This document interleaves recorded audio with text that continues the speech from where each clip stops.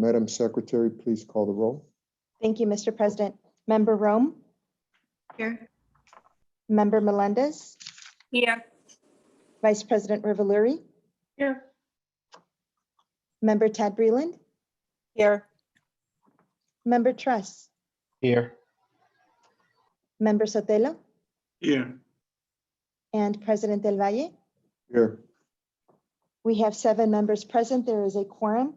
I would also like to acknowledge Dr. Janice Jackson, our CEO, Joseph Moriarty, our General Counsel, and note that he is physically here in the boardroom, Latanya McDade, our Chief Education Officer, Arnie Rivera, our Chief Operating Officer, and Tia Hawthorne, our Honorary Student Board Member. Thank you.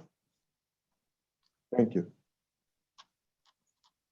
We are several weeks into the new school year, and I think it's important for us to thank the students, parents, teachers, administrators, support staff, and our management team for their flexibility and perseverance in this unprecedented time. I'm heartened to hear the stories of classroom innovation and the excitement from students, teachers, and principals to have class back in session.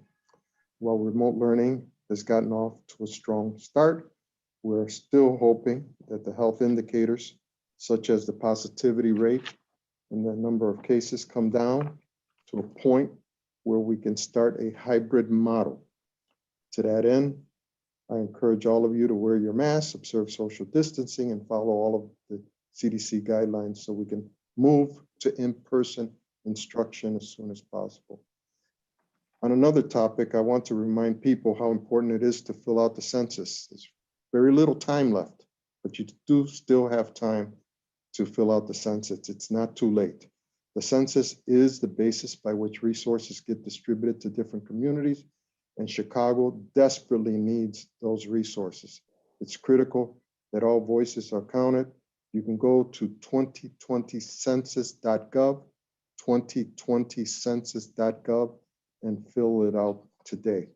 I also want to remind everyone that the deadline for LSE candidate forms is October 2nd, 3 p.m. on October 2nd. Election judges have until 3 p.m. October 6th to submit their forms. If you need more information, you can go to the CPS EDU website and search for LSE elections. Let's proceed with going over the order of the meeting for today. The order of the meeting will be as follows. Honoring excellence, CEO remarks, committee updates and announcements, public participation via electronic format, presentation on school reopening. That's an update on the school reopening process. Discussion of public agenda items, vote on public agenda items, closed session. Then we will reconvene after we've completed our executive closed session, and then vote on executive session items before we adjourn. Let me also say that we are happy to welcome back our honorary student board member, Tia Hawthorne. Tia, welcome back. We are very happy to see you again. Would you like to reintroduce yourself and tell us a little about how the start of the school year went for you, and how you're doing, and what kinds of things you look forward to working on as our honorary student board member? Tia? Definitely. Thank you so much, President Del Valle, for the warm welcome, and thank you to all the board members and Dr. Jackson and Dr. McDade for having me back. Again, I'm Tia. I'm 16 years old and I'm a junior attending Lang Tech College Prep. I started school about 3 weeks ago with every other CPS student. I think remote learning has been good so far. I think kind of just getting into routine of things and kind of making sure I'm productive and efficient with my schoolwork, and also having time for friends and getting that connection with teachers is really important. And I'm really looking forward to, obviously, being honorary student board member and working on projects with different board members. Board member Rome and I have been working on something recently, which is really exciting. So I'm just excited to see where things go, and I'm happy to be back. Thank you. Thank you very much. And we're very happy to have you back. Thank you. Chief McDade, please proceed with honoring excellence. Good morning, President Del Valle and board members. We will begin today's Board of Education meeting by welcoming 3 students from the class of 2020 whose high school diplomas include the State Seal of Biliteracy. These students have worked incredibly hard during high school and have done themselves a great service by achieving biliteracy. Their ability to read, write, and speak in 2 or more languages will give them a competitive edge in college and in a 21st century economy where language skills are hugely sought after. The Seal of Biliteracy is a symbol to colleges and employers that our students have these unique language skills and that they have the drive and determination to follow through on their goals. Since adopting the seal in 2015, CPS has awarded this distinguished credential to 7,915 students. These young people represent 78 different high schools and have earned the Seal of Biliteracy in 13 languages to include Arabic, Chinese, French, German, Hebrew, Italian, Japanese, Korean, Latin, Polish, Portuguese, Russian, and Spanish.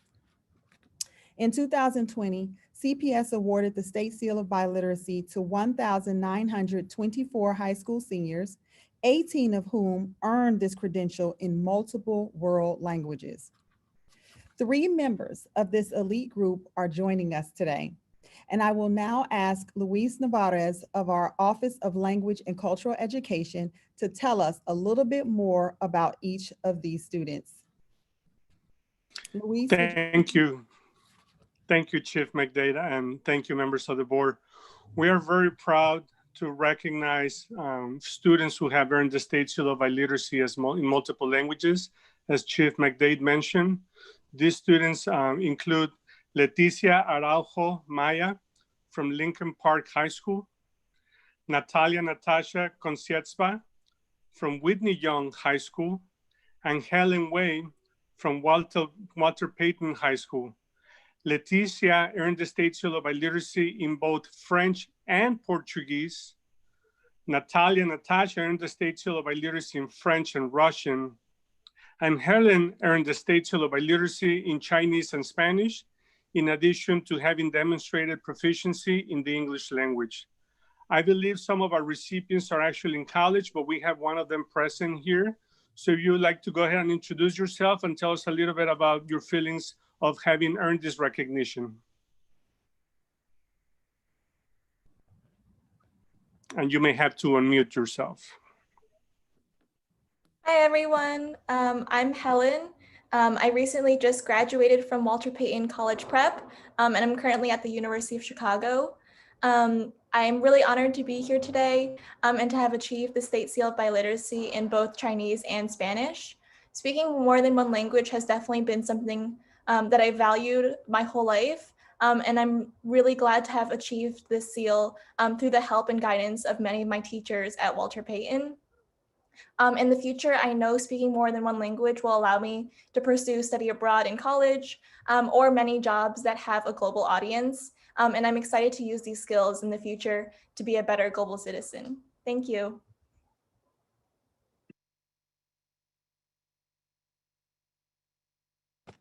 Thank you so much, Helen. We're very proud of you. I know we were expecting 2 more students, but they may be in class. I want to see if either Natasha or Leticia were able to join us this morning. Luis, they're not on. They're not on. Okay. Thank you, Stella. So Chief McDade, again, Helen represents, what the recipients of the State Seal of Biliteracy ambition for themselves and for their community, both in school, in career, and life. And we're very proud of her achievements. we definitely are. Thank you, Helen, for your words and for joining us today to give us a chance to celebrate you as well as your peers on this accomplishment. Board members, would either any of you like to speak to Helen directly?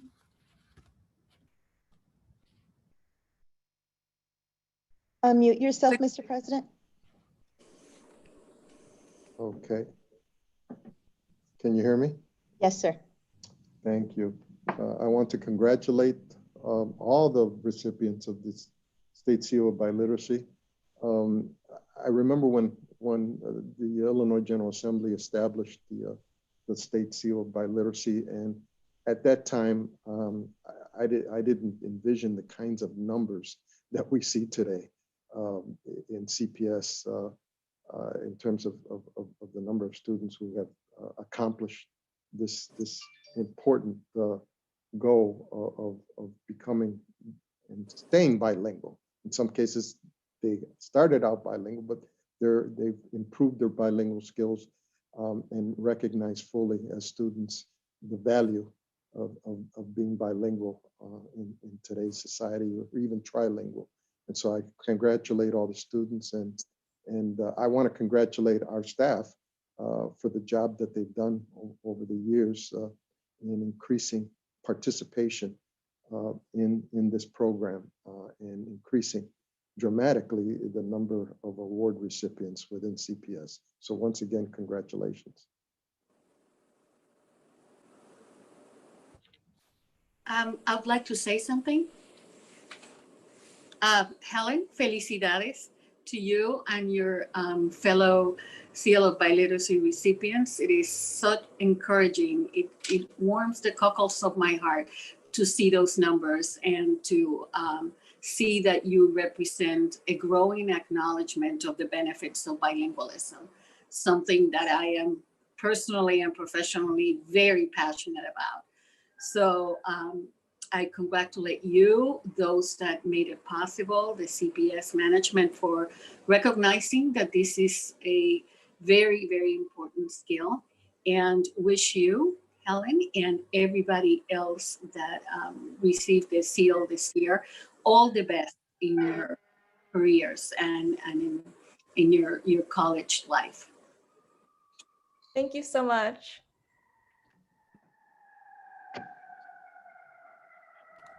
All right. Thank you, Helen. And thank you, Luis. Our new school year is officially underway, and I am pleased to report that we are off to a strong start. Later today, Shannon Heston, our Director of Enterprise Transformation Strategy, will provide an update on attendance and Google activity data. Every day, children are connecting with their teachers and classmates in real time. They are also getting more and more comfortable with the technology that is keeping all of us connected during this unprecedented time. This summer, we facilitated an early release of available digital curriculum through Skyline, which is the suite of tools developed for our Curriculum Equity Initiative. We have added new resources to Skyline for both teachers and students in the past month, and will continue building out this tool so that every child and educator has equitable access to a robust, culturally relevant curriculum. We learned a lot from our experience last spring, and we have been working around the clock to begin this school year with a far stronger plan for learning at home. We have examined our processes and found more ways to support families with an eye toward removing barriers that would hinder a student's ability to learn successfully from home.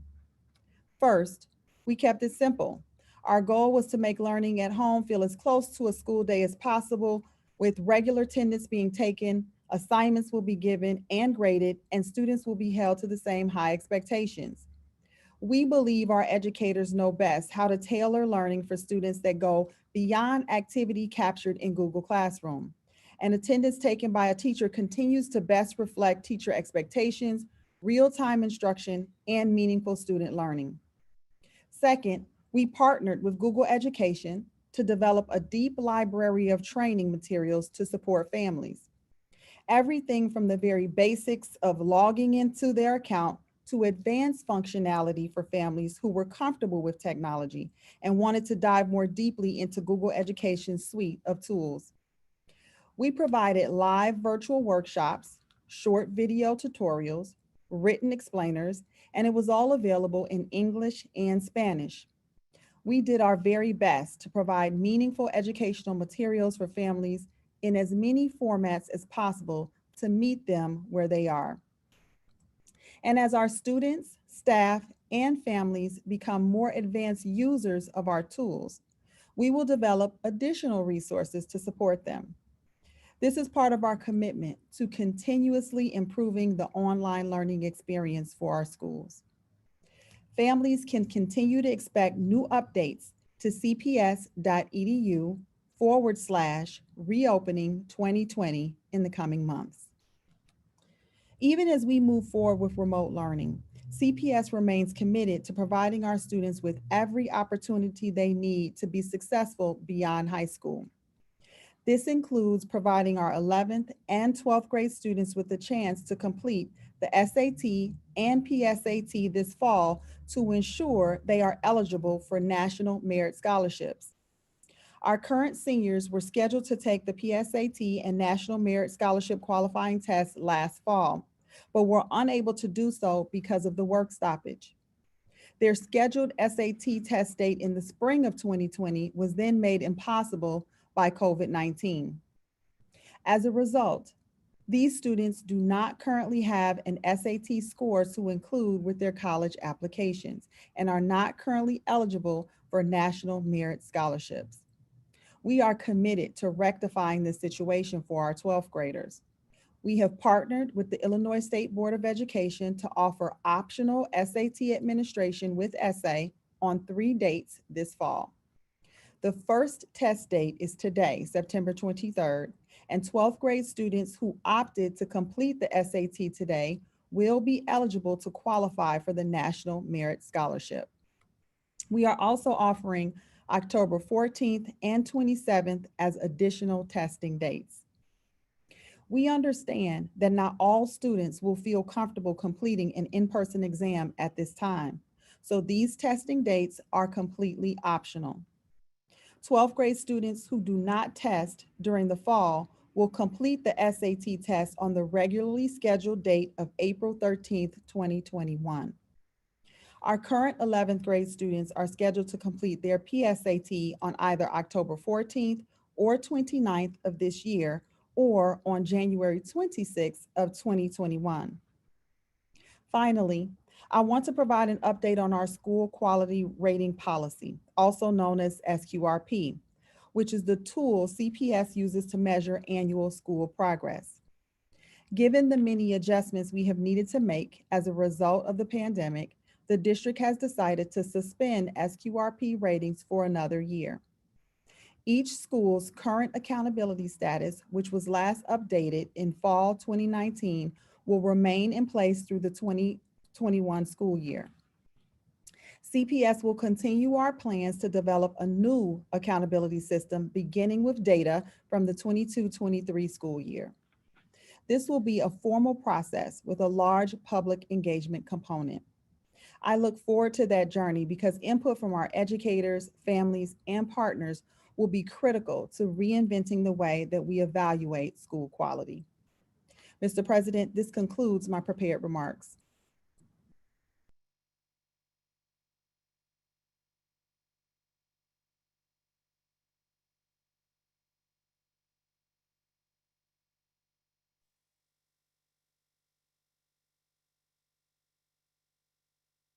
Mr. President, you're still on mute. Thank you, Chief Mhm. McDade. We'll proceed with Dr. Jackson's CEO report, and after she reports, then we'll open it up for questions from board members for both Chief McDade and Dr. Jackson. Thank you. Thank you. Thank you, President Del Valle. I'll get started. Before I delve into even more specifics regarding the start of the school year, I want to wish everyone in our CPS community a joyful and productive Hispanic Heritage Month. This is an excellent chance for us to celebrate our Hispanic teachers, students, and communities, as well as the contributions that many artists, innovators, and leaders within the community have made to our society. I want to urge everyone to follow us on CPS social media to see all the ways that our students are learning and celebrating this milestone this month, even virtually. Our Latinx students have been the drivers of some of the district's most impressive gains in recent years, including the recently announced record high graduation rate of 82.5%, as well as so many others. I would be remiss if I didn't highlight the seal of biliteracy data that was talked about earlier in this presentation. As President Del Valle mentioned, when we first embarked on this initiative, just 90 students earned the seal of biliteracy at the end of the year. Now we have over 1,000 students earning the seal, and I think it speaks to the hard work that the Office of Language and Cultural Education has been doing for many years, and it's just empowering to see that pay off in student performance and certifications. Yesterday, we released the 2020 academic report card, and there was a lot to celebrate in that report card. I first want to say the reason we thought it was appropriate to still release that data is because of our commitment to transparency. I also thought it was important to celebrate the progress that our students, teachers, and principals made despite the challenges that we faced last year. One example is the Learn, Plan, Succeed metric that showed, despite the challenges presented by a global pandemic, more than 97% of our seniors at district schools finished with a concrete post-secondary plan. 49.3%, just shy of our goal of 50%, so that kind of hurts a little bit, of our 2020 graduates earned a college and career credential before graduating. And the research is clear that if students have early college credentials prior to graduating high school, they are far more likely to successfully complete college in 4 years. And we were also excited to see that our students continue to break records, earning over $1 billion in scholarship funds to break down the financial barriers that exist for many of our students as they pursue their dreams of college. These numbers are definitely something to celebrate, and we are also very thankful for the start of the school year. It's no secret that we started the school year in a unique way, and many of us would have loved to see students in our school buildings. But we also know that it was critically important that we prioritize their health. And I want to thank all of the members of our school community for the outreach and the efforts that were in place to ensure that 86% of our students attended school on the first day, and that number continued to rise over the course of the first week. This was despite all of the challenges that we were facing and challenges that we knew would, in some cases, prevent some of our students from arriving on the first day. In past years, we would throw back to school bashes and use other mechanisms to bring about awareness on the first day of school. But because of COVID, we were unable to do that. So we pivoted quickly. And I want to call out a few of the things that our team was able to do in order to ensure that many of our students, almost all of our students, attended school on the first day.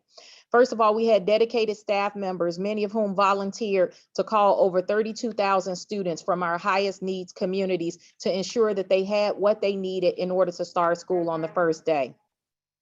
On average, we fielded about 600 phone calls per day from parents who were taking the initiative to contact the district, ask questions to make sure that they had all of the information and all of the materials that they needed in order to support their students with remote learning.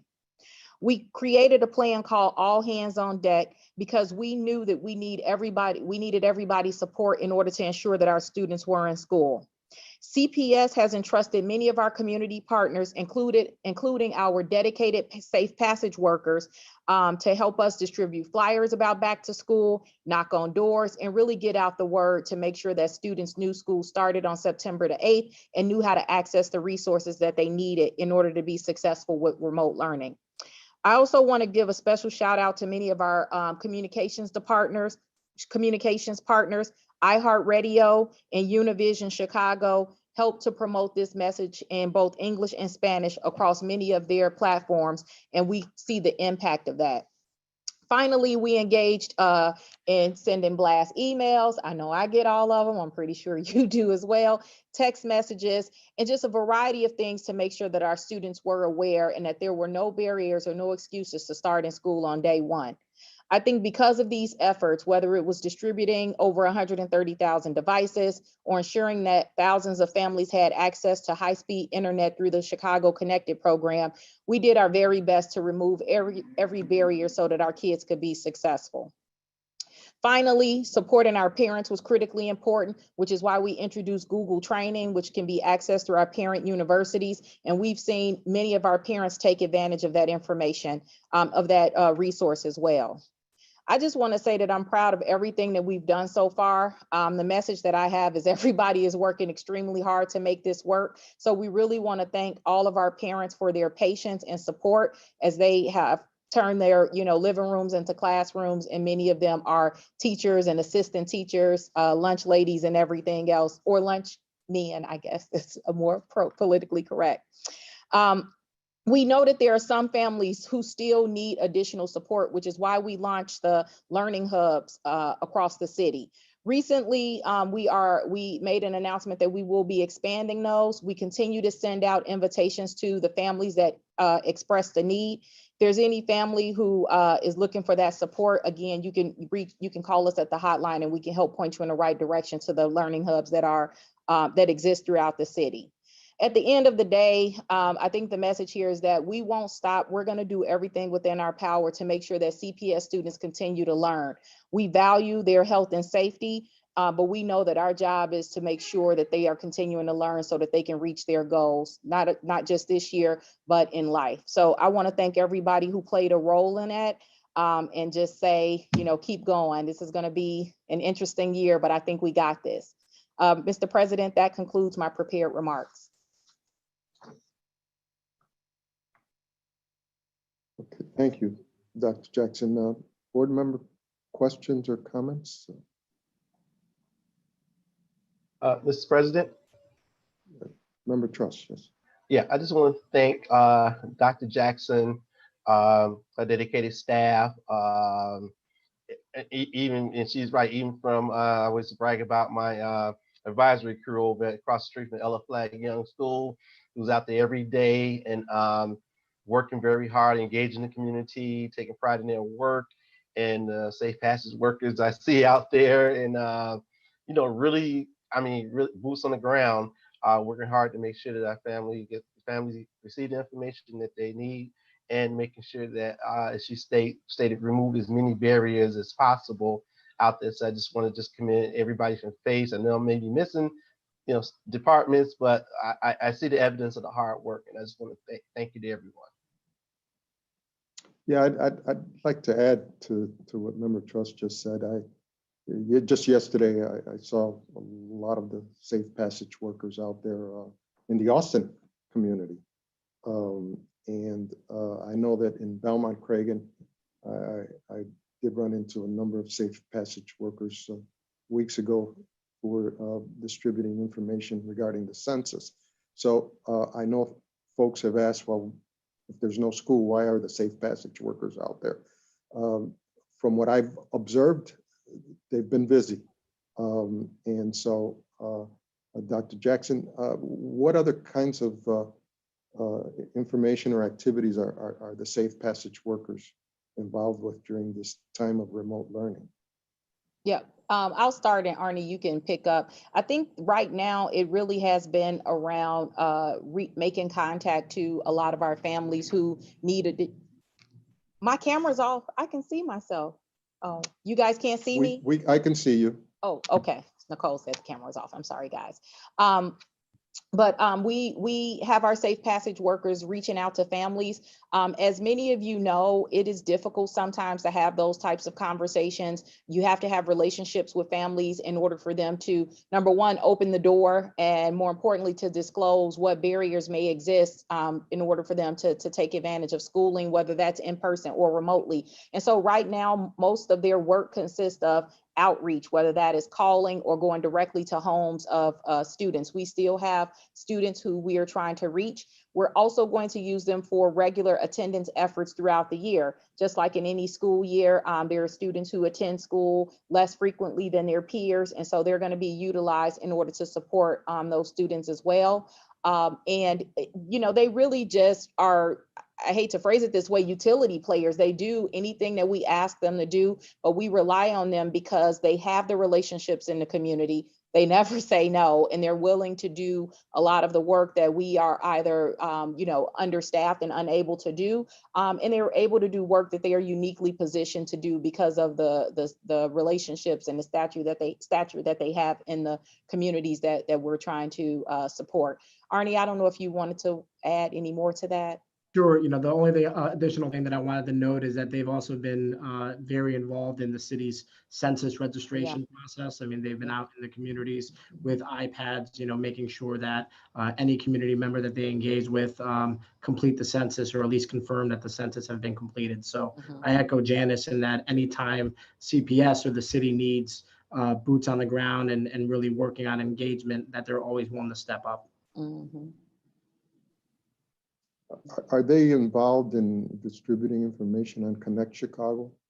Oh, absolutely. That's one of the things that they were doing prior to school starting, and also part of making those phone calls as well. As we've stated, there are some families who qualify, and we know that people either are unaware or they have some kind of reservation around signing up. And so we utilize them again to go and explain this resource, to explain to them that, some of the things that they're afraid of that's going to happen by, talking to the internet service provider. For many of them, a bill collector, they kind of break down those barriers. So they've spent a lot of time on that work as well.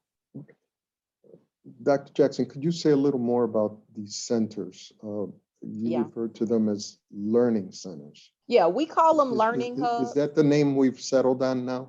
Well, I think that's the third name. If anybody's counting, it sounds like you are. Yes. But no, that's kind of an inside joke. But no, thank you for asking. So we launched on the first day with 6 of those sites, and we have expanded. We were able to bring on more community-based organizations through our procurement process, and so they are manning the learning the hubs. Basically, they are set up so that students can come for a full day, and they are in there with adults who can support them while they engage in e-learning with their classroom teachers online. They also have access to breakfast and lunch. And I believe there is some aftercare, although I'm not 100% sure. Sadie would have to verify that. And so we started this by prioritizing our families who are essential workers, that come from low income or underrepresented communities, because we really wanted to provide a resource for many of our people who have been working throughout this pandemic. We are now starting to expand that a little bit more broadly to qualified families, and just sent out 2,500 invitations just yesterday. So we'll continue to expand as the need arises. Are there any other questions or comments? President Devine, oh, go ahead. I was just going to add, Sadie, yes, I was just going to build on Dr. Jackson's remarks that next Monday we will launch 3 more school sites. So the invitations that went out last evening, as she referred to, are to fill our current 6 school sites, and also expanding to those 3 other school sites. One of which will be in Inglewood, one of which is in North Lawndale and the Rogers Park community. The city is also working to update the My Chi, My Future website with all opportunities that are available to students throughout the city, community-based opportunities, as well as our 9 CPS sites that will continue to expand. Does a parent who needs this type of assistance go to their school to inquire and to get assistance with connecting with one of these learning hubs? Yeah, that's a great question. So about a month ago, and we've continued to push it out, we sent out a survey to all CPS parents. We've had about 16,000 responses. And yes, so they can go through their school, and schools are aware of the process. They can call the hotline, as Dr. Jackson mentioned, or they can also fill out the survey that is on our website. And we are reaching out to families who qualify. Thank you, Sadie. Thank you, Sadie. Sorry, just related to that, Sadie, could you give that number just so that for whoever's listening, they have that number on how to sign up or check And their the website. eligibility? Yes. Put me on the spot. I do not want to miscite the number. I have it. It's 773-553-KIDS. I don't know the website, so maybe Sadie has that. The email is familyservices@cps.edu.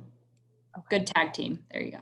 Thank you. family services at CPS. I guess, Mhm. I just wanted to speak for a second as a CPS parent to say that, I know supervision, it can be an issue right now. And so to really encourage other parents who are struggling with supervision of their children to take advantage of these opportunities, whether it is a CPS-based site or a community-based operator, that there is a ecosystem of folks providing safe supervision for your children during the day while they're doing e-learning, if you're struggling through that, whether you're a parent or a grandparent, to really, reach out and take advantage of that, again, whichever providers you end up using for that. And just also with that too, again, as everyone else has said, just really give a big thank you to the launch of the beginning of this year.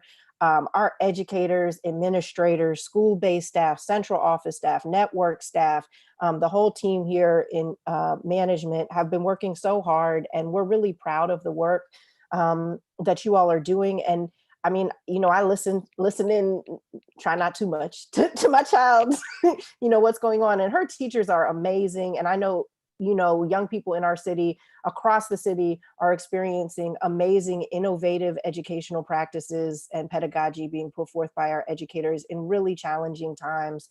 We're still in a pandemic. This is under unprecedented circumstances, and CPS folks are rising to the occasion. So just a really sincere thank you, both as a board member, but also as a parent, to everything that everyone's doing to make this a really caring experience for our young people, and that's leading with that care for them. Thank you, Member Todd Breland. Any other comments or questions before we proceed? You'll have more opportunities. President Valle, I just like to echo what Board Member Todd Breland just said. I try not to listen as well. They're in different corners, but the innovation and the hard work of all the teachers is impressive. It really is unprecedented times. Yes, we issued guidelines, and yes, the network staff put in a lot of work. But then at the end of the day, the theory goes into practice with the hard work and the tenacity of all the teachers. And so special shout out to all the great teachers and all the hard work that they're putting in to make this work. Equally to the parents, it's hard times, it's uncertain times, and everybody's trying their best, including the parents and including the teachers. I certainly am fortunate to see that firsthand with my son and daughter, how the teachers and staff are going above and beyond. So a sincere thanks to all of the teachers out there, all of the administrators out there that are supporting.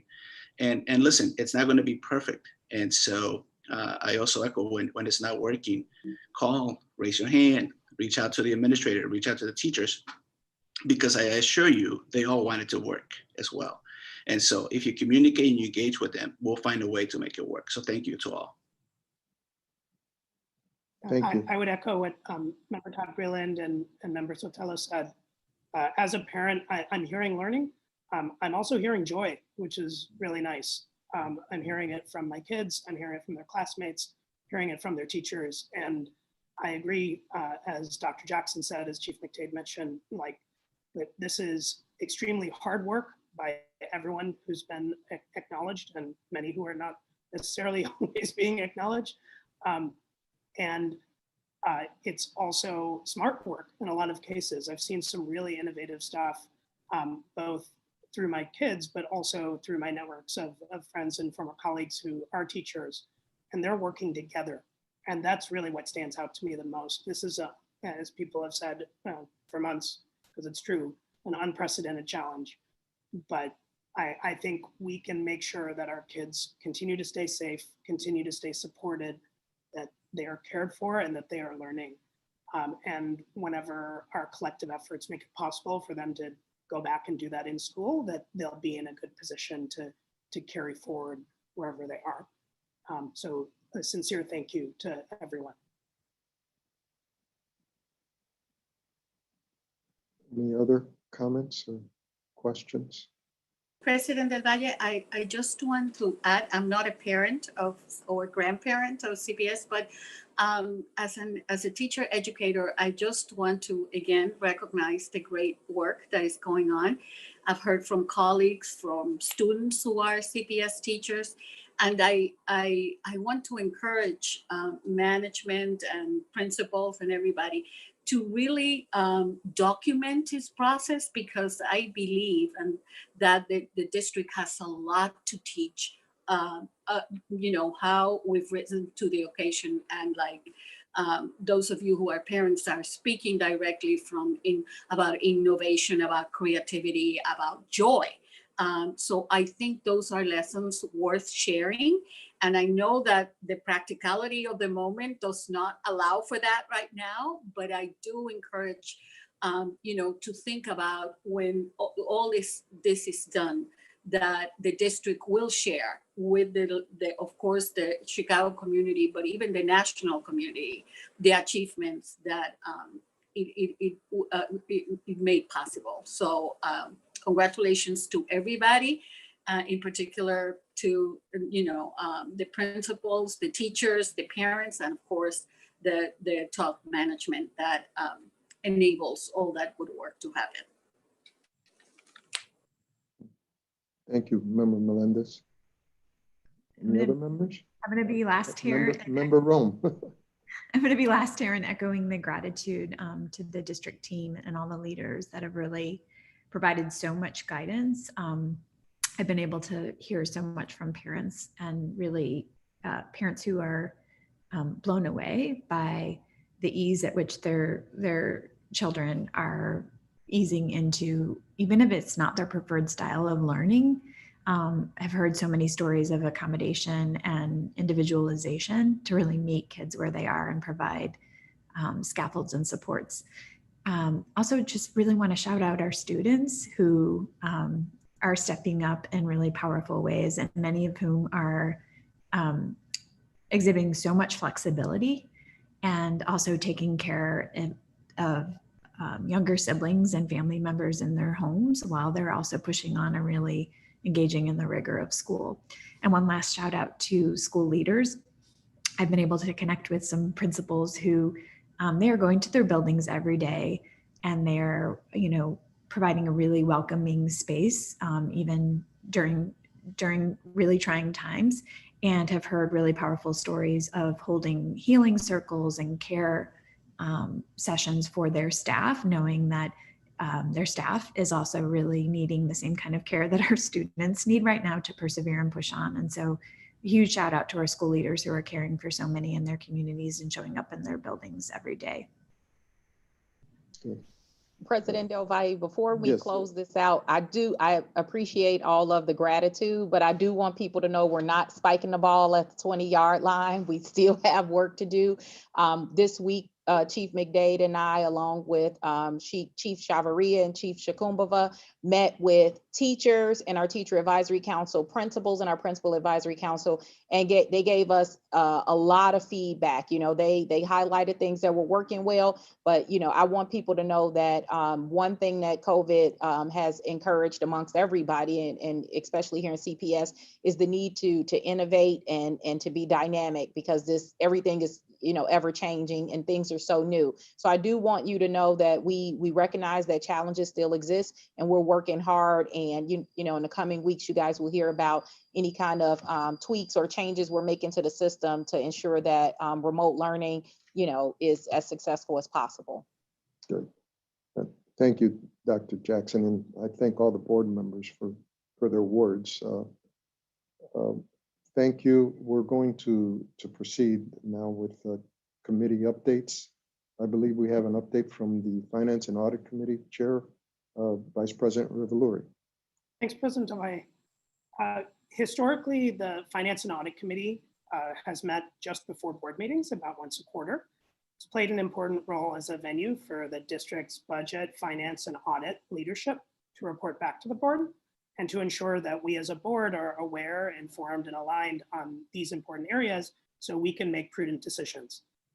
Going forward, we want to build on our learning from the efforts of other board committees led by my fellow board members and with the support of many members of CPS staff, and the great work of the CPS Budget Office in particular, to bring community voice into the district's planning processes. This will be important as we were just discussing, students educators, families, community members, we work together both to navigate the uncertainty of the current moment and to achieve the district's goals, as we've stated in our 5-year vision, to build a sustainable financial future, to advocate for more equitable funding, and to more equitably distribute funds to better support all of our students. We're planning a committee meeting on the evening of October 22nd to be held virtually, and we invite everybody to join. We'll post more information on the Board of Ed website, cpsboe.org, soon. So thank you, and we look forward to seeing you there. Thank you, Vice President Revolori. Now for announcements, please use our website, cpsboe.org. If you need to seek assistance or want to meet with a board member during office hours, we encourage you to take advantage of the opportunity to meet with board members outside of the board meeting. Madam Secretary, please share the details of the next board meeting. Thank you, Mr. President. The next board meeting is scheduled for Wednesday, October 28th, 2020. Advanced registration will open at 10:30 a.m. on Monday, October 26, 2020, and will close on Tuesday, October 27, 2020 at 5 p.m. or until all slots are filled, whichever is first. If anyone has any questions about this process, you could contact our board office for assistance. I would like to note for the record that we will announce if the board meeting is an in-person or virtual meeting via our website at cpsboe.org. Please monitor the website for more information. Thank you. Thank you. Let's now proceed with today's public participation session. As a reminder, union representatives will speak before public participation, and any elected officials will speak after the conclusion of public participation. Madam Secretary, please share the rules of public participation. Thank you, Mr. President. Members of the public who registered to speak were given information to access this meeting by dialing a number and using their phone. We did this so that speakers with limited or no access to internet or who may have weak internet connection could still participate using their phones. Also, members of the public may submit written comments for Board of Education's meetings via the written comment form on the board's website at www.cpsboe.org or mailed to 1 North Dearborn, Suite 950. Written comments received between the day the public agenda is posted through 5 p.m. the day after the Board of Education meeting will be submitted to the board and published within 5 business days on our website at www.cpsboe.org. Speakers, please listen while I provide directions for public participation. In order to facilitate and expedite public participation, I will be calling speakers out of order and grouping them. I will call your name and number when it is your turn to speak. Once you hear your name, please state your name for the record and the 2-minute timer will start. When there are 30 seconds remaining, I will inform you so that you can proceed to conclude your remarks to allow for the next speaker to begin. Thank you. Mr. President, we will start off by calling our union reps, and we will have Jesse Sharkey, CTU President.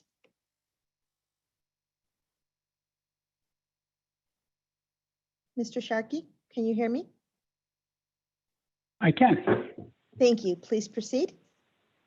Thank you, Secretary Bertrand.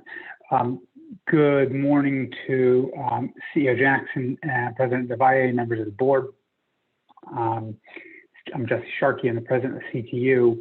I just want to begin by echoing a thing which a number of you guys said, which is that we're very aware that it's a pandemic and that a lot of people, including students and their families, but also teachers, our paraprofessionals, clinicians, the staff that work in the downtown office and administrators are not only working really hard, but also dealing with difficult circumstances in their own families.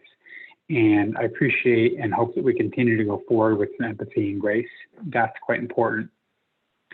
I also appreciated what CEO Jackson and Chief McDade said about the need to continue to make changes to improve what we're doing.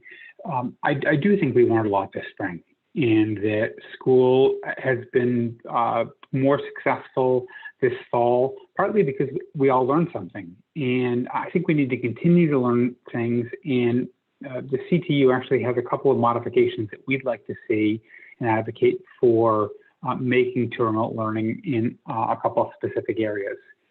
The first of those is on student and teacher schedules. We think that students, especially our youngest learners, but not exclusively, are spending too much time in front of a screen. And there's a number of parent groups that are saying the same thing. We actually think it's related to a question of preparation time or professional development time for teachers, in which remote instruction presents teachers with not only technical challenges, but a lot of crafted teaching related challenges, but little, if any, time in order to get better to improve our practices. And in August, we argued for a shorter schedule, either from a fewer hours a day of live instruction or for regular days reserved for office hours, academic check-ins, and professional development time and the like. The board at the time simply imposed your view, and I hope that as information is starting to come in, you reconsider that position. So that's the first thing I wanted to mention. The second thing is on the question of in-person work for clerks and technology coordinators. Again, you simply impose your view on this. We're not denying that there's work in school buildings for clerks and techcos, but I don't believe you have acknowledged our valid point that performing work in person, which can be done effectively from a remote location, for example, like checking email, is actually a needless risk of increased transmission. And these two things are issues in and of themselves, but we also think that sooner or later you're going to need to resume in-person school. And that includes in-person services or special education and other clinical services. And the problem with the unilateralism that we've seen is not only do you cut yourself off from expertise among your teachers and staff, but it undermines trust, which is at a low level right now. We'd like to see you take up some of our proposals about house visits and on a voluntary basis. Teachers are interested in doing that. We'd like to see you explore some of the things the union is talking about in terms of COVID-19 testing. And we're also trying to draw attention to the fact that Acero and other charter school networks are cutting special ed staff right now, which I don't think is appropriate. So we continue trying to make remote learning work. And we hope that you can take some of these positions into account. Thank you, Mr. Sharkey. Mr. President, we'll continue with Chris Bayron, please. He is the CTU Charter Division Chair. Mr. Bayron?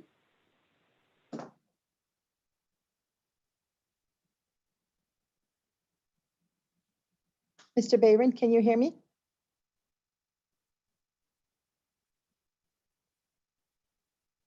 Hello, can you hear me? Yes, Mr. Bayron, Hello? we can hear you. Yes, please Oh, great. proceed. Thank you.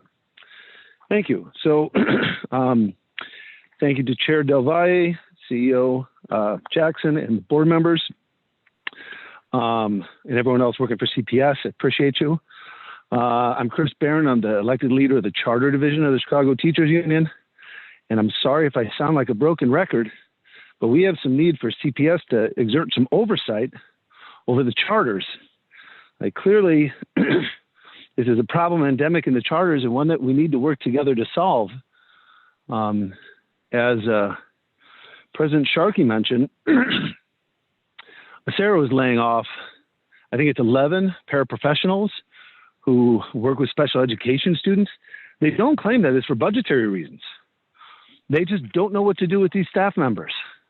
And the union has come up with a whole extensive list of ways that these paraprofessionals can be supporting our special education students. We know there are neediest students in normal times. They need even more of our attention now. And to be cutting those resources for no budgetary reasons, it's immoral. We also have some layoffs at Namaste Charter School that are not economic either. And they're about health and wellness. And like, I don't know what's more important than students, getting some health and wellness advice during a pandemic, whether it's remote or in person. The last thing I want to bring to your attention is that CICS is, it continues a pattern that unfortunately CPS has taught them of starving schools of resources with this per pupil budgeting, which means it cuts funds, it cuts programs from schools, makes them less desirable, and creates this vortex that leads to declining enrollment. So CICS has just voted to close Chicago Quest. Parents were only informed 4 days before the vote, and it was only because of union brought this to light. And why is it that Black families have even less of a say in the charter schools that they send their kids to than in CPS? CICS is an operator. They're still sitting on $35 million in cash reserves. It uses money for public schools. It should be spent, especially to help struggling schools with Black students in them. So again, I just please ask this board to exert some oversight. This is a board that came in with a promise of reform, and we'd like to work with you to realize that reform. Thank you for your time. Thank you, Mr. Behrend. Mr. President, we'll proceed with our next speaker, please. Troy LaRiviere, Chicago Principals and Administrators President, please.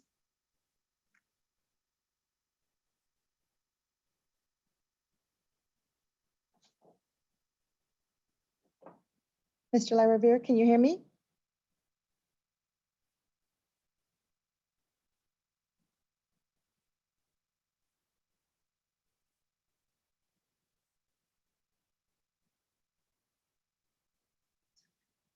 Can you please? Yes, we can hear you. Thank you. Please proceed. All right. Good morning, beautiful people. There are nearly 10,000 teachers in CPS with a master's degree and 10 or more years of experience.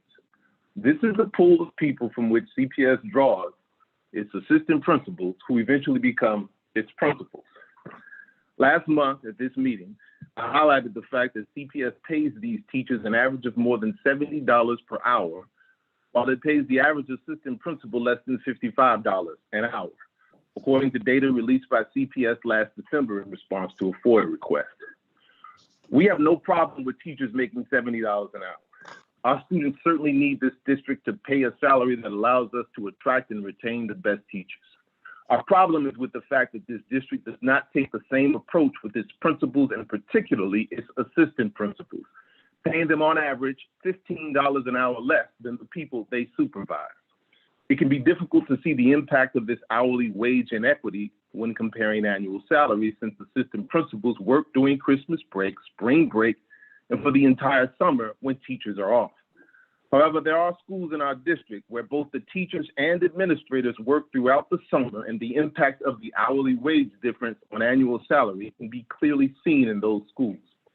For example, teachers and administrators at Jefferson Alternative School work during the entire summer, teachers and administrators. CPS pays 40 teachers at Jefferson more than the $103,000 starting salary of an assistant principal. CPS pays $109,000 in salary to one of Jefferson's assistant principals. According to the latest CPS position roster, that $109,000 salary is less than the annual salary that CPS pays to 31 of the teachers that assistant principal supervises. Can you imagine being that assistant principal? Can you imagine being any assistant principal in a system that so disrespects the worth of our work? That's on top of other insults like principals having to do the work of clerks who are out on ADA accommodation, while the principal himself was denied the same ADA accommodation for asking to stay at home with their kids who are legally not allowed to be at home. Perhaps the most troubling aspect of this pay inequity is that unlike your teaching force, which is predominantly white, your administrators are predominantly African American and Hispanic.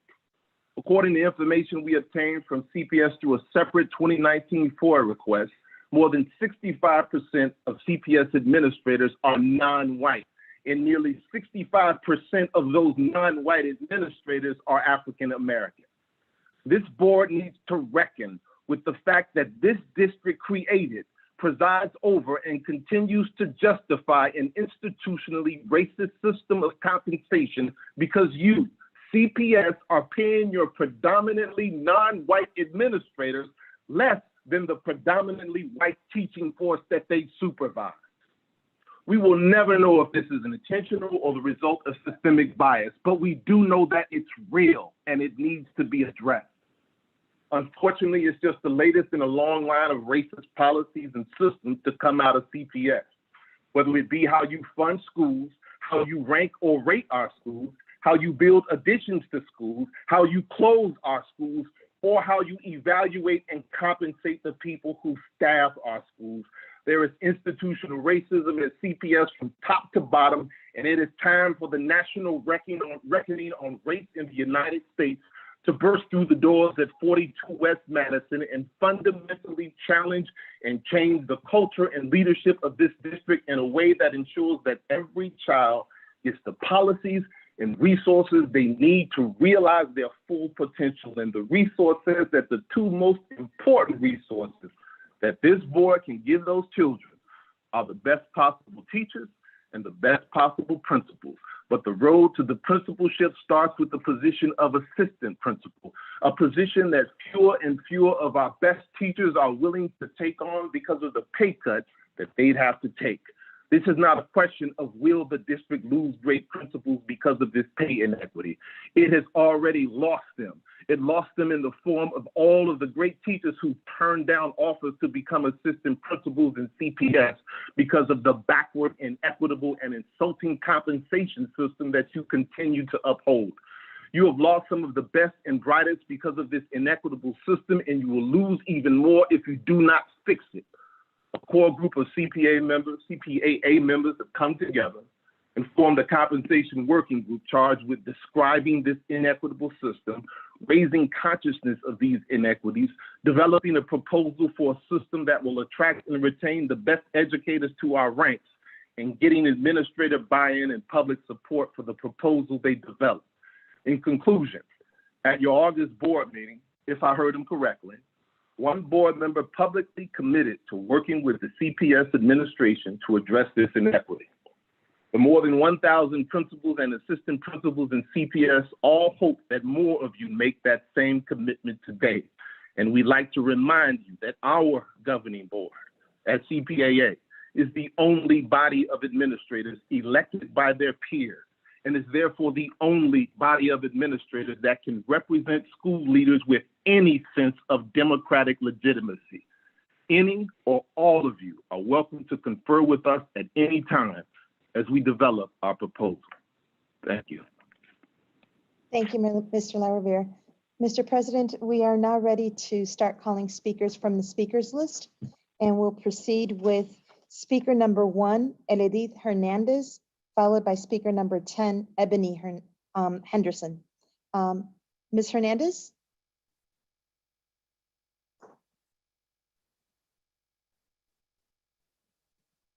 Hello. Yes, Ms. Hernandez, please proceed. Good morning first. Thank you for the opportunity. My name is Eledith Hernandez. I'm a resident of Chicagoland.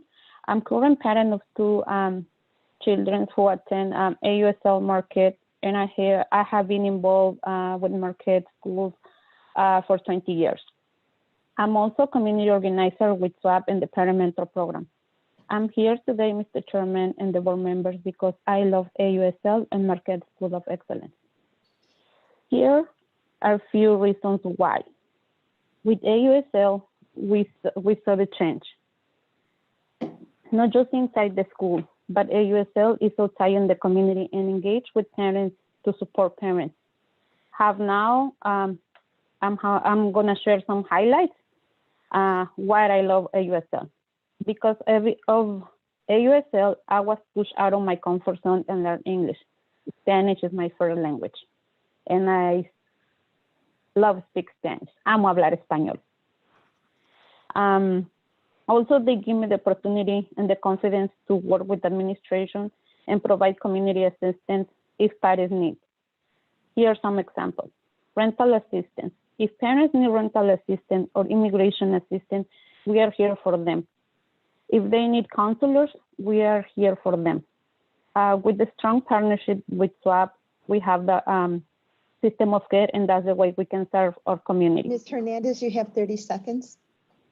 My daughter used to be trouble making friends because of the unsustainable neighborhood, but we learned together with Marquette that's so real to change, and we need to work together. After my daughter graduated, she wants to continue her education because she wants to give back for the community. My daughter, who was a recipient from Denison University and the scholarship. She now is thinking about be part of the Chicago Teacher Residence, part of the USL, because she Hernandez? loves to be back to market. Yes. Thank you. Your time is up. Your 2 minutes are up. Thank you for your comments. Thank you. Thank you. Mr. President, we'll proceed with the next speaker, please. Ebony Henderson.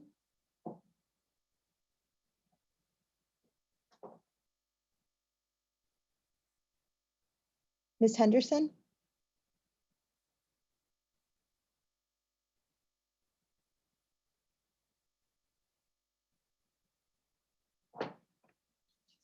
Ms. Henderson, can you please unmute?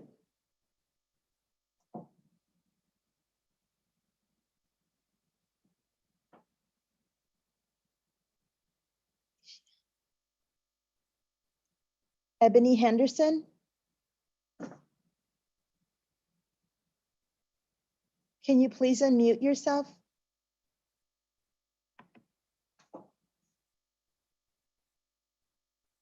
Mr. President, we'll proceed with the next speaker and then get Ms. Henderson back on.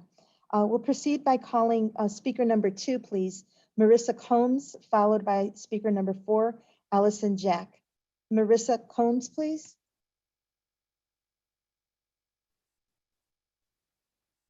Hello, can you hear me? Yes, Ms. Combs, please proceed. Good morning, President Del Valle, members of the board, and Dr. Jackson. My name is Marissa Combs, and I'm the data analyst with the Illinois Network of Charter Schools. At the end of August, Inc. surveyed our member schools to better understand the plans, priorities, and needs for this upcoming school year. With over 96% of Chicago's charters responding, we wanted to preview the critical data we received from our reopening survey. First and foremost, the top priority for charter leaders this fall is ensuring the health, safety, and social-emotional well-being of students and staff.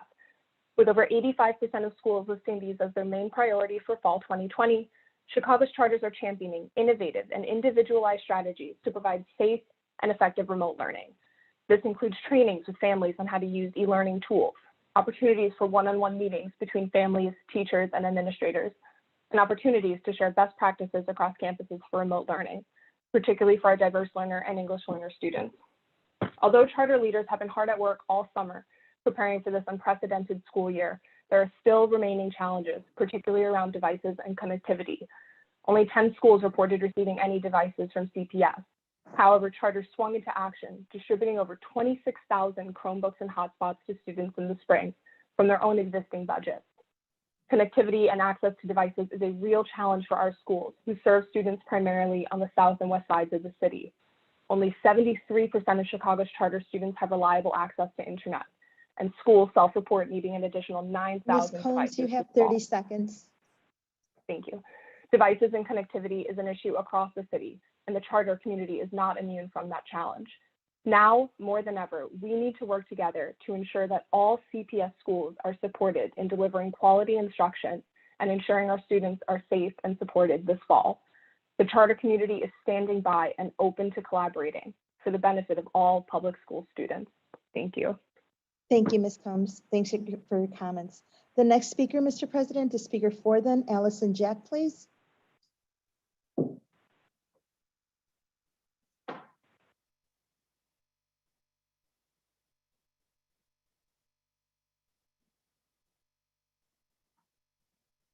Ms. Jack, can you hear me? Yeah, I can hear you. Can you hear me? Thank you. Yes, we can hear you. Please proceed. Okay. Good morning, President Del Valle, Dr. Jackson, and members of the board. My name's Allison Jack, and I'm Director of School Support at the Illinois Network of Charter Schools. Today, I'm here to share our organization's thoughts on the district's capital budget. While we were happy to see increased investment on the south and west sides and see support for 2 charter schools in CPS buildings this year, CPS-owned buildings this year, we wanted to call attention to the general lack of investment over the years in charters in CPS buildings. Charter students in district-owned buildings make up 4.6% of total district enrollment. However, only 0.6% of CPS's capital expenses from the last 5 years were allocated to charters. And many of these schools struggle with heating and cooling issues, leaky roofs, window problems, and other challenges. In these times of remote learning, facilities are not on the forefront of anyone's mind, but the district's charter schools, which serve a higher percentage of students of color, almost 98%, and students who qualify for free or reduced price lunch, almost 86%, continue to lack the facilities their students deserve. I talk to charter leaders every day who are stretching their budgets to ensure devices, connectivity, and sufficient PPE, but in the back of their minds, they're worrying about how much they can divert from much needed facility fixes to buildings they don't own. And like you, their first priority for their students is to be safe, warm, and dry when they come back. So we ask you to please consider the needs of your charter schools in the planning of next year's capital budget. Before I leave, I want to acknowledge, though, the hard work of the staff in the Office of Innovation. You have 30 seconds. Yep, thank you. In the Office of Innovation and Incubation, Sabrina, Kiva, Ashley, Sam, Rochelle, Emily, Carrie, David, Erica, Kendra, Stephanie, Teresa, who I used to work with, and Tracy many moons ago. It was the Office of New Schools. I used to work there. It was higher staff than it is now. These people do such a great job supporting our 115 charter schools. Thank you to them, and thank you to you all for bringing us through this really hard time. Thanks. Thank you, Ms. Jack. Thank you for your comments. Mr. President, we'll go back to calling speaker number 10, please. Ebony Henderson. Ms. Henderson? Can you guys hear me? Yes, we can hear you, Ms. Henderson. Please proceed. Okay. Hello, board members and CPS leaders. Hello, my name is Ebony Henderson. I am a parent of 3 children who attend AUSL Marquette School. Here's my reason for being a big supporter of AUSL Marquette School. I started at Marquette when it wasn't on AUSL Network School. I saw the school shift. People were able to talk to the principal. Parents were able to come in and be a part of the school. Out of all the years that my kids went to Marquette, it wasn't until AUSL took over that my son encouraged me to become a parent mentor, because he saw all of these parents active in the school, and he knew that he wanted his mom to become a part of the school. Now I have a voice in my community. I'm a Southwest community navigator in my community. I advocate in my community. It goes deep with me in AUSL in this school. My kids have a voice. Me and my son got something that we could not have had without AUSL being in Marquette. We wouldn't be where we are today if AUSL hadn't been a part of that school. Thank you. Thank you, Ms. Henderson. Thank you for your comments. Mr. President, we'll proceed with the next speaker, please. Speaker number 3, Michelle Per-Farid.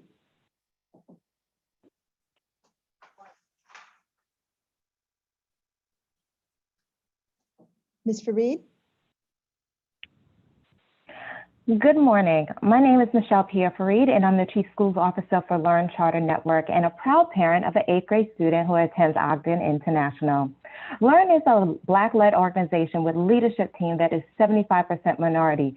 We understand the importance of having teachers and school leaders who can empathize with the life experience of our scholars. Learn schools are in communities that are hardest hit by COVID and by the racial unrest in our city this summer. We are definitely a safe haven for our children and families. Because of this, Learn graduates students from college at rates that are 10 points above the national average for all students, regardless of socioeconomic status, ethnicity, or race when tracked from 9th grade. Learn has closed the achievement gap, and we're determined that the move to remote learning will not interrupt our students' progress. You might ask how we're going to do this. We learn from the spring. We held 3 weeks of teacher training to improve our remote teaching skills. We created an instructional playbook by providing clear guidelines on a model that we expect to see. We invested in curricula that was both more robust and better suited for remote learning. We also began the year with the importance of contacting and being with our parents and students in person orientation. We wanted to make sure that the Learn parents understood our program and our expectations for remote learning. And we have maintained consistent communication by contacting them every other week this school year. In addition, students who struggled in the spring, were new to our school, or needing an assessment attended Learn Strong Start program, a 3-week program for students to help them be prepared for remote learning. Additionally, we have given computers and tech tools to our students and teachers. I want to thank Bing Howell for connecting us with Chromebook vendors who helped us build our inventory. We're also grateful for CPS Chicago Connect program, which enabled many of the Learn's families to gain internet services. So far, we're proud of Learn's attendance rate, with 95% of our students attending class every day and 100% of our teachers are doing Fareed? synchronous learning. We could not have done this without you, and we thank you for your partnership and support. Thank you for your comments. Mr. President, we'll proceed by calling speaker number 5, Mary Hughes, followed by speaker 15, Jianan Shi. Ms. Hughes? Hello, can you hear me? Yes, ma'am. Please proceed. Hello, Board President Del Valle, members of the board, and Dr. Jackson. My name is Mary Hughes. I'm the parent of 4 CPS students and special ed parent liaison with Raise Your Hand. CPS has just unilaterally released its second ODLSS remote learning guidance for this school year. ODLSS administrators say that this document is only guidance, but many schools are treating it as gospel. For principals and teachers who find they can't make remote learning work with the directives currently given, they need explicit clarification that individualization, including accommodations and modifications around screen time and the length of the school day, are allowable for students with IEPs in the remote learning setting, and that parents should have input into their child's remote learning plan. It is unrealistic to think that this almost 70-page document is meaningful and usable for parents who are not teachers, not English speakers, or simply overwhelmed with the task of trying to facilitate remote special education for their disabled children. The communication between ODLSS and special education stakeholders needs to be expanded and sharpened, and staff and families need to be able to provide feedback on this expanding, changing guidance.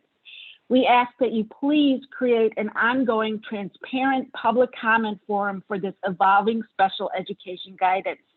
Remote special education cannot work without parents, teacher, and school administration support, input, and collaboration. Thank you. Thank you, Ms. Hughes. Mr. President, we'll proceed with speaker 15, please. Jianan Shi.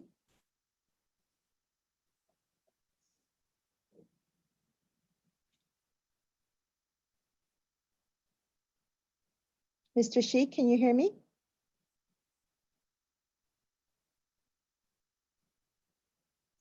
Can you please unmute yourself? Morning, Hello. y'all. Can you hear me? Yes, please proceed. Great. Thank you. CPS needs to include families in all remote or hybrid learning planning from here on out. Community inclusion isn't a set of single moments via survey or town hall, but an iterative process, because planning is an iterative process. We're 7 weeks away from the end of Q1. We were 7 weeks away from the start of school when the hybrid learning plan was released. 2 weeks after the announcement, CPS moved to remote learning because you responded to data from parents of color and their preference to stay at home due to safety. While many things this year were out of our collective control, CPS does have the control on letting those most directly impacted be part of the decision-making process consistently. Let's not rush into hybrid learning the same way we rushed into remote learning. An example of where this could have been useful is the current proposal about reopening school buildings for some special ed students. Remote learning is far from perfect, and there are issues with its rigidity, if it's developmentally appropriate, and its preference for normality over restoration. We all agree that students with special needs have struggled with this remote learning environment, and we need to serve them better. However, like we said in the summer and in our report, the devil is in the details. We must see how CPS is going to do this feasibly and with fidelity. While we want to provide for those with the most need, we need to work together to address all of their needs in a plan that parents can trust. Some of our diverse learner students have higher likelihood of comorbidities and have alternative communication systems. How will we keep them safe? How will we serve our low incidence students who may struggle with social distancing and transitions, or those with one-to-one aids 100% of the time in school? How will evaluations be You have staffed? 30 seconds. We can float all the ideas we want, but CPS must include parents in the planning. I also hope we continue the conversation around Chicago Connected. And until we get the 65,000 families who are not yet connected, and the families who don't qualify with hotspots, we cannot use grading or attendance to punish students or schools. Thank you. Thank you for your comments. Mr. President, our next group of speakers are from Kellogg Elementary School, and we have speaker number 6, please, Emily Lambert, followed by speaker 7, Tim Noonan, 16, Nicole Maldonado, and speaker 19, Tanika Pierre. Speaker number 6, please, Emily Lambert. Ms. Lambert? Can you please unmute?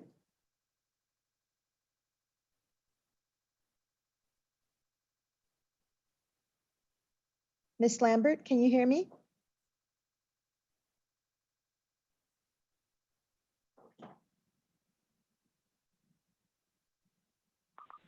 Hello, can you hear me? Yes, Ms. Lambert, thank you. Please proceed.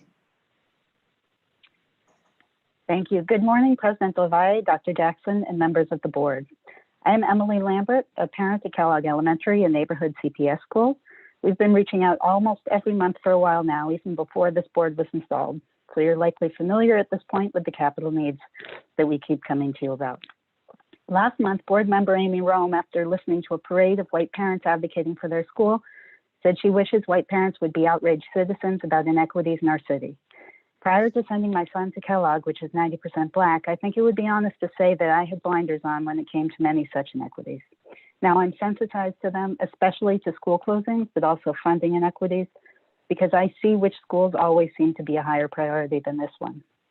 Kellogg parents have to fight for respect and resources in a way that some other schools do not. In 2016, CPS tried to shut Kellogg, and we had to fight to stay open. We've been fighting for capital investment ever since. When some money was finally set aside, we had to fight to make sure it would be spent wisely. And I would like to thank CPS for reaching out after last month's meeting and committing to work with the LSC on that front. But now we still have to fight to have our modular replaced, even though there was water in the walls recently, even though it has sewage problems, or it has had sewage problems, even though it's so old that no one can seem to find the closing and warranty documents. We were told just this month that there are no plans to replace it with an addition because new building is reserved for overcrowded schools. And also that we need to wait for CPS to come up with a plan to address modular units across the city. We were asking about such a plan 4 years ago, and in the meantime, I've seen other schools receive investment without having to wait for systemic fixes, even just last month. Fighting for Kellogg has made me more aware of these issues across the city. It has made clear to me why we do need more equitable investment overall and systemic changes. And it makes me even more determined to make sure Kellogg's disaster of a modular comes down. Thank you. Thank you, Ms. Lambert. Thank you for your comments. We'll proceed with the next speaker. Speaker number 7, please. Tim Noonan.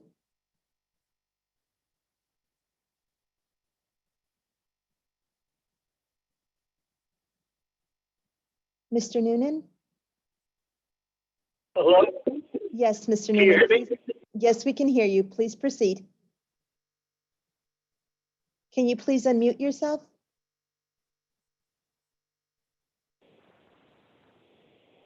Now can you hear me? Yes, sir.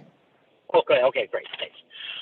Hello, my name is Tim Noonan. I am an elected LSC member at Kellogg Elementary and a proud parent to Nora Noonan. I'm here today, as many Kellogg voices over the years, to speak to you on the need for an addition. The modular at Kellogg was constructed 20 years ago to relieve what was thought to be a temporary fix for overcrowding. Obviously, 20 years of data bears out the overwhelming issue was not temporary. It seems that when the modular was built, it was never intended to be around very long. It was poorly constructed. Sections of the roof do not have gutters, allowing rain to seep in between the walls to fester. We know this to be true as we have photos of the deteriorating walls from 2019, which were later patched. But if you did not have a chance to witness the compromised walls in person as they gave way to the elements, we have photos from 2020 too. Some of the same exterior walls that were repaired in 2019 gave away in 2020. What is worse, we have seen that more and more deterioration year by year. This year, 2 panels completely fell off when the construction crews were repairing the walls. A section completely fell off with a tidal wave of rainwater followed. This issue was identified back in 2014 in Kellogg's detailed facilities assessment. You can only guess that next year's deterioration will be worse yet than ever. If this structure was worth fixing, it would need to be completely taken apart and every section would need to be replaced inside and out. God knows what 20 years of rain and subjugation to the elements would have done to this structure. Mold, most likely. Air quality would be very suspect too. Do you really want to spend the taxpayers' money? Yes. Do you really want to? Okay, thank you. Do you really want to spend the taxpayers' money on fixing a structure year after year that is so fundamentally damaged? It doesn't make sense.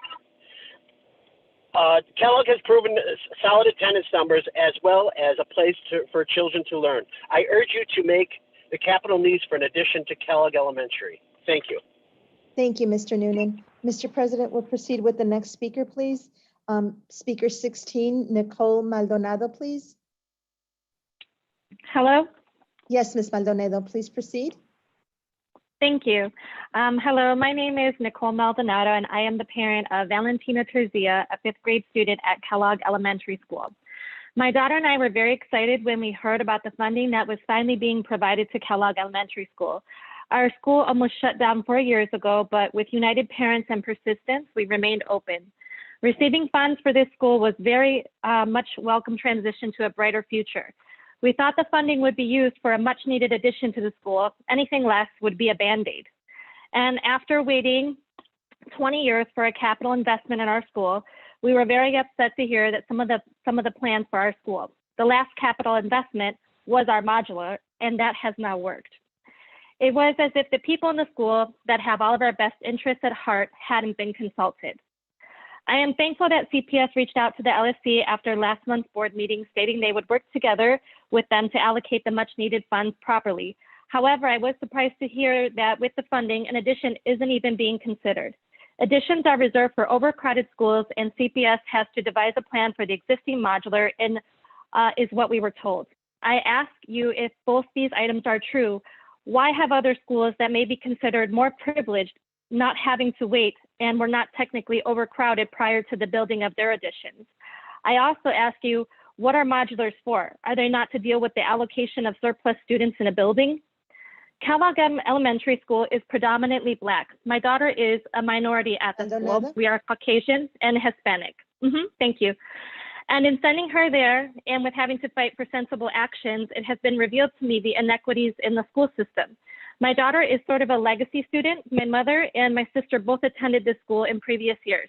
They have seen the school then and now. Not a lot has changed during this time. So we must use this investment wisely because we don't know when the investment will be made again.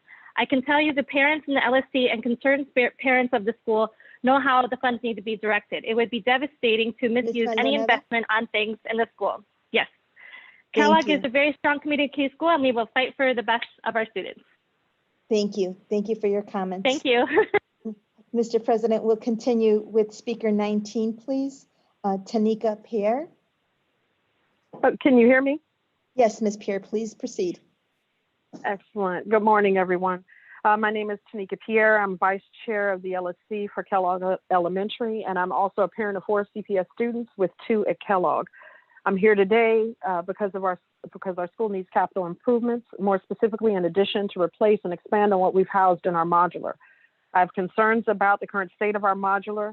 There's water in the walls, and these walls are literally falling apart and down around our students. The amount of standing water that is collected in the walls over the years due to poor drainage has brought into question the air quality and the existence of mold in the building. We have concerns on the potential impact that could have on our students. We've also had sewage issues recently as well. We've seen our population grow significantly in the last 4 years when it is previously expected to decline. We could have more students because we have hundreds on the waiting list, but there isn't enough space for them to learn. We need a permanent structure to house our growing student population, and I'm not sure what that magic formula is. We have proven ourselves to be a quality Southside neighborhood school with strong parent support and successful students. The idea that we'd have to sustain severe overcrowding for years or wait until a modular becomes completely unusable before getting a commitment for an addition doesn't make sense. Why let this go on for years, and why at Kellogg, especially when this isn't the case for every CPS school? This process needs to be more transparent. What happens to our students who are currently using the modular when it becomes unusable and we don't have our addition? We need a plan because it's just a matter of time and not that much of it. We are simply asking for an opportunity to offer our students a comfortable learning environment, one that isn't falling apart around them. I look forward to more transparency in this process and a capital plan for Kellogg. Thank you for your time today. Thank you, Ms. Pierre. Thank you for your comments. Mr. President, we'll proceed by calling the next speaker, please. Speaker number 8, Kara May. Can you hear me? Yes, Ms. May. Please proceed. Greetings. Thank you so much. Greetings, Dr. Jackson, Chief McDade, President DeValle, and board members. To develop our remote learning plans, the Think to Schools engaged in a thoughtful, reflective, and challenging design process over the course of 3 months. We established an internal task force, joined INC's working groups, curated an external advisory board, and spent weeks fine-tuning the Distinctive Schools Community Care Plan. Our reopening plans are responsive to the needs of our staff and students. All district students participate in remote learning. For those in need of a caring office space during the day, we've opened our doors September 8th to provide community care in our campus buildings. As the proud director of Art in Motion, our creative art school nested in South Shore, I know all too well the impact of COVID-19 and issues of social justice that have ravaged our community. With an increase of nearly 12% over expected enrollment for 2021 school year, we did not and do not take this responsibility lightly. To protect our students and staff, and to reopen with a laser focus on safety and equity while providing the best education possible. Having obtained over 90% student engagement rate as measured by Summit Learning and attendance data in the spring, it was important to us to be able to maintain that level of participation despite our closure challenges. We engaged our school community throughout the process of designing the community care plan. We asked our families what they needed to feel safe and successful, and our teams mobilized to design and execute each phase of our plan, from operations, preparing the school building, engaging and training new staff in our virtual environment. 30 seconds. We have had deeply reflective and iterative plans to ensure that we remain nimble and innovative in a challenging and changing environment.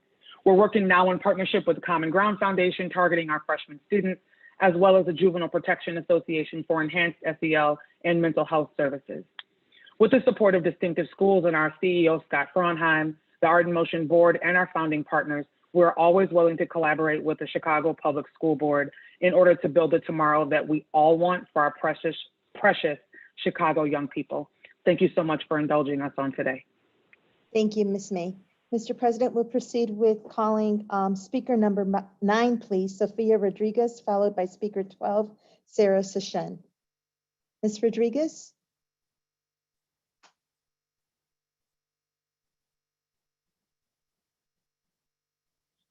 Ms. Rodriguez, can you hear me?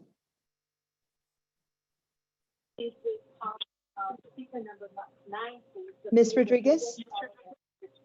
Yes. Hello. Yes, can you hear me? Yes, I can. Yes, you can proceed. Thank you. Thank you. Good morning. I'm a parent of a 7th grader at Galileo. And hello? Yes, please proceed. We can hear you. Okay, great. So I'm a parent of a 7th grader at Galileo and a sophomore at, hello?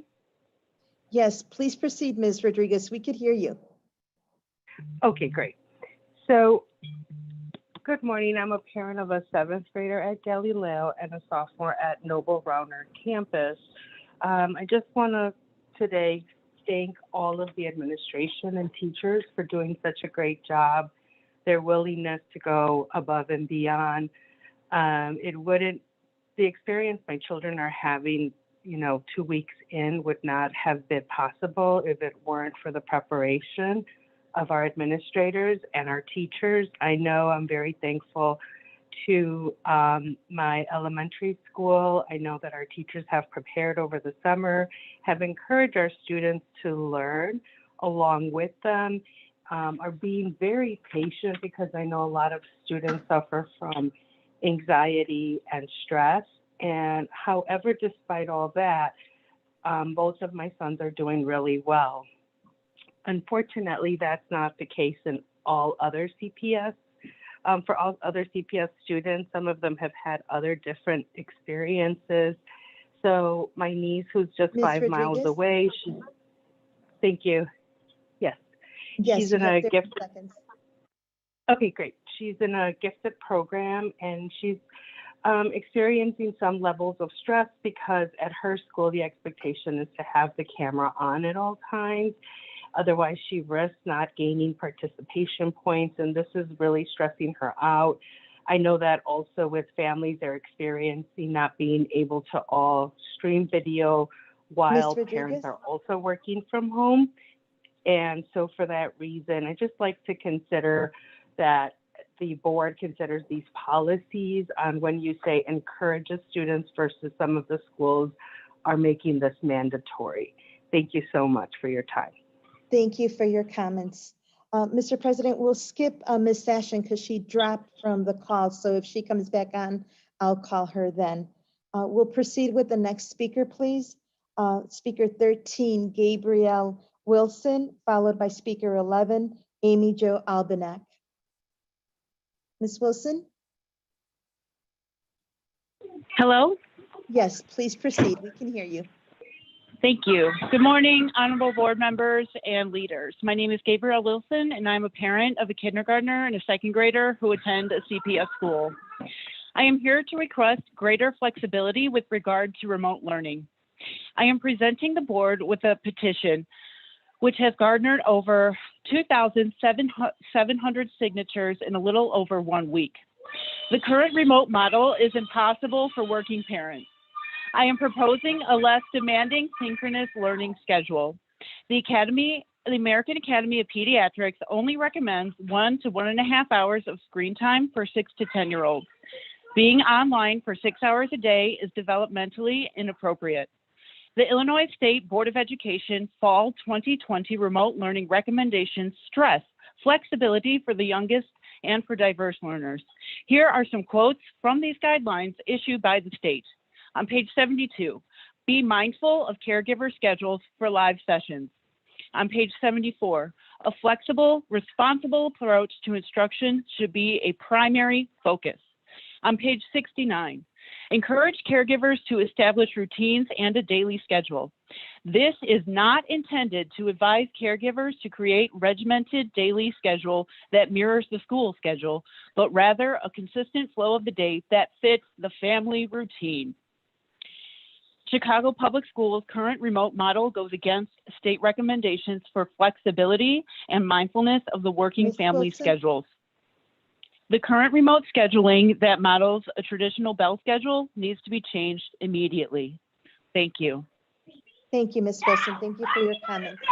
We'll proceed with the next speaker, please. Speaker 11, Amy Jo Albanak, followed by speaker 14, Cassie Cresswell.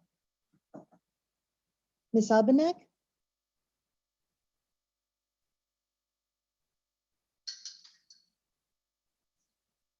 Ms. Albanak, can you please unmute? Can you hear me?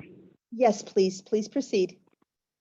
Thank you. My name is AJ Albanak, and I'm a director at the Young Center for Immigrant Children's Rights. We work with undocumented children, LGBTQ kids, and trauma survivors, and I'm a parent of Elaine Peck Jr. here with comments on the harms of CPS's mandatory camera-on policy. We have, as a community, failed to connect families to internet access to the degree we promised, making camera uplinks from thousands of students impossible, something we will still punish them for. For students who have desks in private bedrooms, you are violating their privacy and compromising the critical developmental needs of teenagers in particular. No student invites their entire class into their bedrooms, and we should not be there either.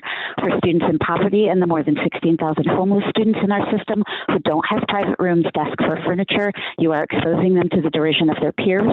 For our undocumented students whose families fear exposure to government agencies, you are encouraging them to retreat deeper into the shadows at a time when our government is increasing violence against them.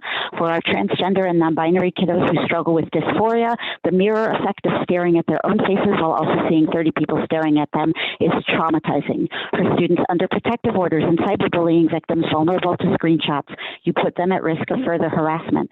For all students, we know that being camera ready is a disproportionate burden across racial, disability, and gender lines that privileges white, abled, cis het male students above all. School districts across the U.S. have determined that mandatory camera policies are a liability, and researchers have written about Zoom fatigue. In 2 weeks, I listened to teachers scolding students for looking away from the screen, for speaking to a family member in their home while muted, yes, and for having their camera off during independent study time. You are creating a system where genuine, child-centered, trauma-informed teaching would require that your teachers violate policy in order to prioritize the well-being and mental health of their most vulnerable students during a pandemic. Instead of congratulating ourselves for operating from a punitive mindset, we must prioritize equity, compassion, respect, and the well-being of our students. Cameras should be encouraged, but optional for all. Thank you. Thank you for your comments. Mr. President, we'll proceed with speaker 14, please. Cassie Cresswell, followed by speaker 17, Maria Parra. Ms. Cresswell?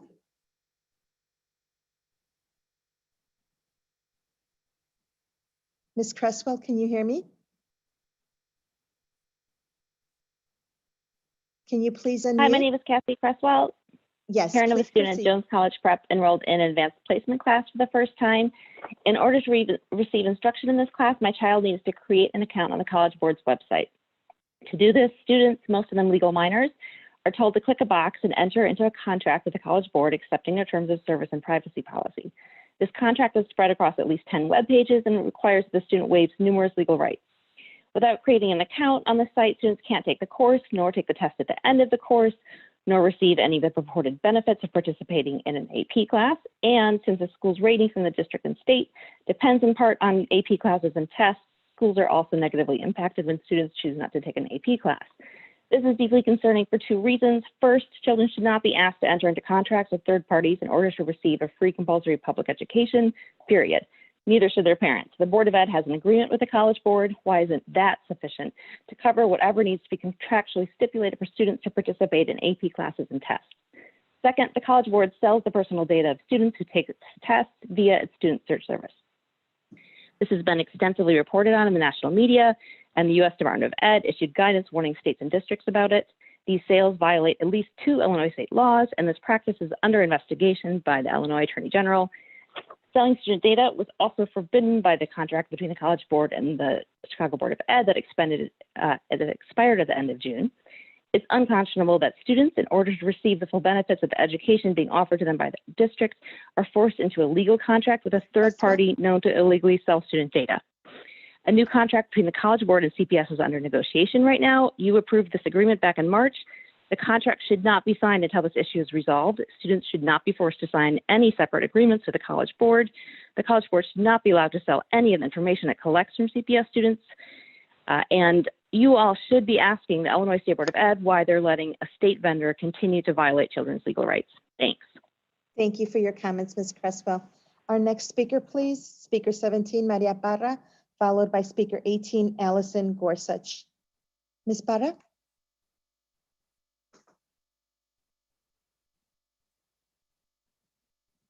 Ms. Parra, can you hear me?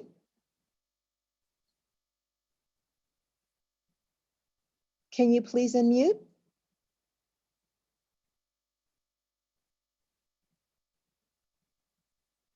Ms. Parra? Hello? Yes, Ms. Parra, you can proceed. Okay. Hi, my name is Maria Parra. I'm calling on behalf of all the essential non-teaching staff at military schools. Our schools have a Board of Governors committee, which is similar to a local school concert. Board of Governors is composed of the following members: the principal, 2 community reps, 2 teachers reps, 2 advocates, 1 military instructor, and 1 student representative, leaving out the opportunity for a non-teaching staff to be a part of this important committee, while a regular LSC does have a non-teaching staff representative. Non-teaching staff are important for the Board of Governors committee since we are the eyes of the school, the ear to the parents, and the voice for the non-teaching staff. Please consider us to be part of the Board of Governors committee. Our contribution to the committee will make a difference for parents, students, and staff. Thank you for your time. Ms. Parra, thank you for your comments. We'll proceed, Mr. President, with the next speaker. Speaker 18, Allison Gorsuch, please.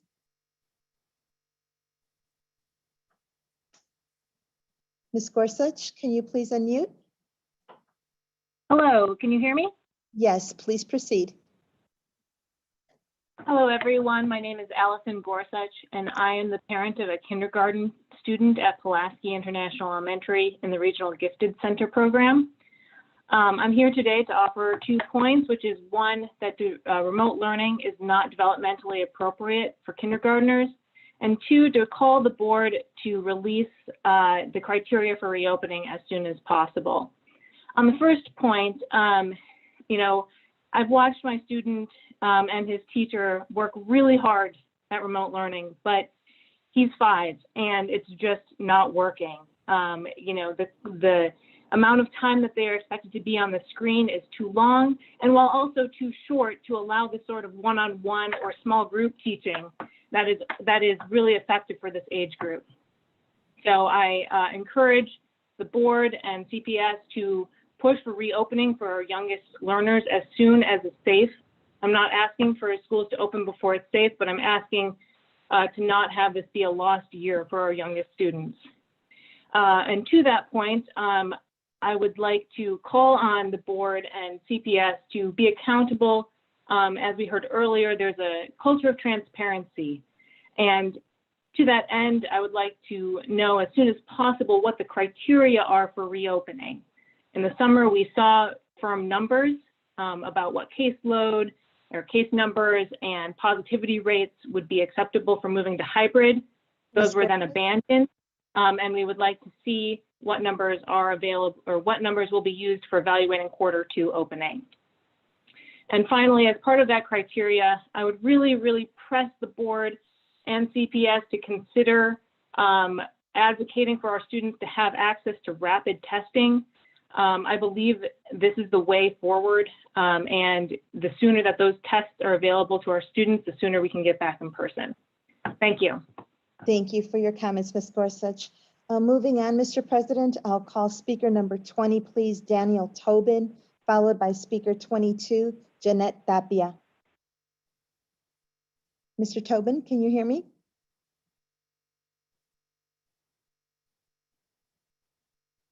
I'm here. Hello. Oh, I'm sorry, Ms. Tobin. Please proceed. Okay. Hello, my name is Danielle Tobin, and I am a CPS parent. I'm here to let you know that remote learning is not working out. Our new normal consists of isolated students who struggle to understand what the teachers want them to do. It's not a matter of if there will be tiers each day, but what time will they start.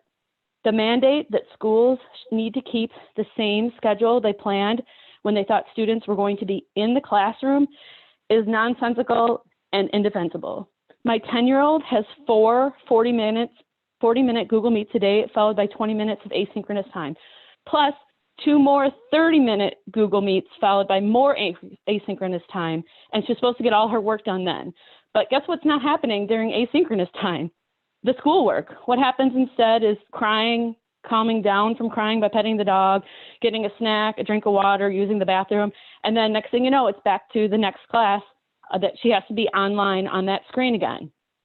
My 13-year-old has 7 40-minute Google Meets a day, followed by 15 minutes of asynchronous time and a break. Homework takes hours and hours. It's especially difficult because I have to spend the majority of my time helping my kids figure out what the teacher actually wants them to turn in and how to turn it in. It would be nice if either of my kids had books from the school. They go to 2 different schools and neither of them have given them any actual books, so they just have their screens to learn from. All this is happening at my house in what you'd probably consider ideal conditions. Each kid has adequate technology of their own. They have their own desk. Parents are at home to answer questions. I can't imagine what remote learning is like in non-ideal conditions with unreliable Chromebooks. And I especially worry about the diverse learners who are not being given basic classroom testing accommodations, supports, aids, and therapies that are their legal right as listed in their IEPs. The solution is not just to make some minor changes to remote learning. The solution is to plan now. And like the previous person said, communicate to the parents what the plan is to get students back into the building. Yes? Your time is up. This fall. I just want to ask you to go to the Chicago COVID dashboard and look at the numbers. They're well below anything you guys put out over the summer, and we don't know what else we need to do to get back in the classroom, but you need to communicate with us. Thank you. Thank you. Mr. President, we'll proceed with speaker 22, please, Janet Tapia. Hello, can you hear me? Yes, Ms. Tapia, please proceed. Good morning. My name is Janet Tapia, and I'm a parent and LLC member of the Back of the Yards College Prep High School, located in the city's south side. I am here today to ask for your help with the repair of our school swimming pool, which has not worked since early 2019. Last academic year, none of the students were able to take swimming lessons, and both our girls and boys swimming teams had to travel to other schools for practice. Now with the safety guidelines due to COVID-19, our swimming team is not able to practice at any other school. They're not even able to practice on their own at any of the Chicago Park District pools, since they are closed to the general public. Our girls have a swimming meet next Monday, and they have not been able to have a single swimming practice in over a year. They are scared of being disqualified and scared that our high school might lose our team recognition, which will mean that even if the pool is fixed, they will not be able to have a swimming team and compete with other CPS schools next year. Our swimmers will not be provided a bus for transportation. Their families are not allowed to stay at the events to support them. We cannot use the locker rooms to change, and on top of that, we're asking them to show up for a swimming competition without having a single practice. This is unacceptable and cruel. Our community has been disproportionately affected with all the recent events, and swimming was going to be one of the few activities our students could practice in a safe manner. But without a pool, that has not been possible. It has now been a year and a half without a pool, and our students deserve better. I am here today to ask for your help in addressing this issue. Yes? You have 30 seconds. Thank you. Okay. I am here today to ask for your help in addressing this issue in an expedited manner before our girls swimming team is over next month. Please provide our swimmers with an alternative location where they can practice in the meantime. I hope that this issue is addressed quickly so that our swimmers have a fighting chance to rescue the swimming season before it quickly ends on October 24th. Thank you for your time. Thank you for your comments, Ms. Tapia. Mr. President, we'll proceed with the next speaker, Speaker 23, Michelle Drzezinski, followed by Speaker 24, Kirsten Solis. Ms. Drzezinski?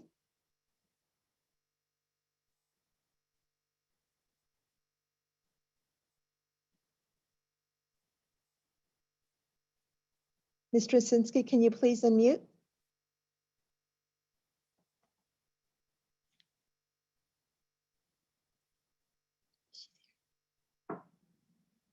Ms. Drzezinski?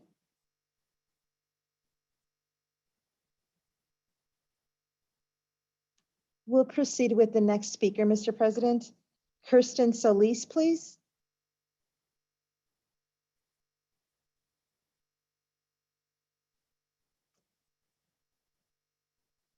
Ms. Solis? Can you Hi, please unmute? Are you able to hear me? Yes, Ms. Solis, Hello? please proceed. Hi. Thank you for this opportunity. I'm a proud graduate and parent of CPS. I'm here today to speak on behalf of my neighborhood school, Volta Elementary, located in Albany Park. Our school is in need of a new safe play space and a new playground equipment. Our current playground is very small and only accommodates one class at a time. It is very dated and not safe. The surrounding schoolyard is an old cement area filled with potholes. As you can imagine, it is unsafe and floods every time it rains, leaving it impossible to have recess or gym. It's so bad the students call it Volta Lake. Last year, parents and community members formed Friends of Volta, and in just 1 year's time, they've made great strides in community building, beautification, and fundraising. Some of their projects include a pollinator garden, which provided students with ecology lessons. They formed Volta Grows, a subcommittee comprised of 50+ community members. This was established in just June this year, and the group was able to get the large barren area around the building fully planted with only donations from local businesses. Many people have dedicated their time, their energy, and their money into improving our neighborhood school. Last year, we participated in the 39th Ward's participatory budget. Volta's Green Space was one of the final 13 projects on the ballot. Our ward includes several affluent neighborhoods with competing projects of their own. Given our diverse student population consisting of 65% English language learners and 83% of our families are below poverty level, getting parents to participate was a challenge. Language barriers, residency status, competing projects were all obvious reasons Volta's Green Space would not get the vote. But never underestimate the power of community. We were able to campaign in 4 different languages to get that vote out. The Green Space came in second, casting nearly 750 votes. That's over half of the votes casted. Yes? You have 30 seconds. Thank you. This shows how important that our project is to our community and our school. Unfortunately, the $400,000 awarded to us only covers a small portion of our goal, leaving the other half of the play space and playground untouched. Our students deserve the same improvements that all of the neighboring schools had and through generous amounts of capital funding. Albany Park is going through a lot of turmoil right now, and we could really use this as an opportunity for growth and give us all something positive to be proud of. I come before all of you to ask for the rest of the funding to get us the space that is deserved. Please help us get to our goal. Thank you. Thank you, Ms. Solis. Thank you for your comments. Mr. President, we'll go back to calling Speaker 23, please. Michelle Drzezinski. Can you please unmute? Hey, guys. Hello. Ms. Drzezinski, Good please afternoon proceed. at this point, everyone. My name is Michelle Drzezinski. I'm a CPS parent and a resident of the Near North Side. I'm also the program manager at the Near North Unity program. Today, I would like to say thank you to CPS for addressing the conditions on the outside of the Ruben Salazar School at 160 West Wendell Street. You'll see the improvements in the pictures I sent over to you. I just want to make sure you know our community and NUP really appreciates the partnership we had with the CPS Network 6 space manager, who helped us over a 3-year period move the conversation about this school improvement forward. You may not know exactly where Ruben Salazar is, but if I tell you it's across the street from Walter Payton High School, you'll know immediately what type of school you're thinking about. But unfortunately, when we thought of Salazar and the way it looked in our community, originally, Salazar's outdoor space had a lot of flooding. It was a huge mud pit, and the poor kids had nowhere to actually have recess or any outdoor classroom activities. So over the past 3 years, we really did work diligently with CPS, and we're so grateful that you realized the inequity that was there in the facility resources between the Walter Payton High School, which was predominantly, it's non-minority, high-income kids. Ruben Salazar is 85% low income, primarily Black and Latino children. So it really was a stark example of what inequity can look like in CPS and what inequity can look like right across the street Ms. from each Trzynski? other. Yes. You have 30 seconds. Thank you. And I just want to make sure that in light of the conditions, we're so grateful that you have made this investment in the outdoor space, not only for the 300 kids that go to Salazar, but it affects our entire community, the spirit of our community. When we see equity as possible, it makes everybody know that each of our children matter, no matter what their race or family income is. Thank you just so much. We're so grateful for that investment in that school. It really brings a light in this particular time of inequity in our country, and I just want to show our gratitude. Thank you so much. Thank you, Ms. Trzynski. Mr. President, our next speaker will be Speaker 25, please. Angela Habar Paranjape, followed by the last speaker, Speaker 26, Jamal Green. Ms. Paranjape?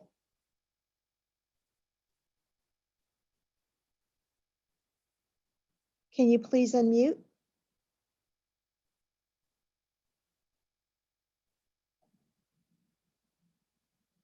Ms. Paranjape, can you hear me?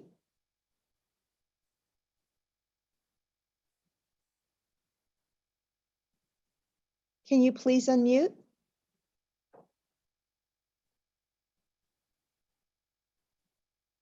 We'll go to the next speaker then. Speaker 26, please. Jamal Green. Hello? Ms. Paranjape, thank you. Can you hear me? Yes. Yes, please proceed. All right. Hi, this is Angela Paranjape, Executive Director of Hyde Park Neighborhood Club. We are running learning pods. We have 48 children from K through 8, representing 8 Chicago public schools. We have a unique window into the implementation of remote learning. On the positive, I see earnest teachers, quality lessons, high energy instruction, and outwardly happy teachers. Some of the challenges, on the other hand, are inconsistent expectations placed on students of similar age. So we have seen kindergartners expected to sit for 7 hours in front of the screen, including through lunch and break. We've seen erratic schedules, tech issues, lack of support for kids with diagnosed and undiagnosed learning disabilities, and most concerning, the developmentally inappropriate and ethically questionable amounts of time required on screen. Rather than using this opportunity to innovate and utilize the flexibilities available to us, what we're doing is we're forcing a 100-year-old paradigm into a 21st century technology. And it's at the expense of the social emotional health of our youngest children. At HPNC, we have a high capacity staff. We have a 5-to-1 student to teacher ratio. We are equipped to provide quality hands-on enrichment, but we're wasting our potential on tech support and constant redirection of kids to screens. There has been no time for enrichment, and due to erratic schedules, our outdoor and recess time has to be done one child at a time. Ms. Paranjape? Yes. You have 30 seconds. Yes. This is at the expense of the opportunity loss of social time. We're in desperate need of flexibility of the how and when online requirements can be completed. And we need to relax the irrational impulse to mimic the traditional in-person school day. And finally, we need to drastically reduce the amount of time required on screen, both synchronistically and asynchronistically. This should be done in alignment with research on child development to best serve our children. We invite you to come with us, partner with us, come see how it is on the ground, and happy to work together. Thank you. Thank you. Thank you for your comments. Thank you. Mr. President, we will now proceed with our last speaker, please. Jamal Green, speaker 26.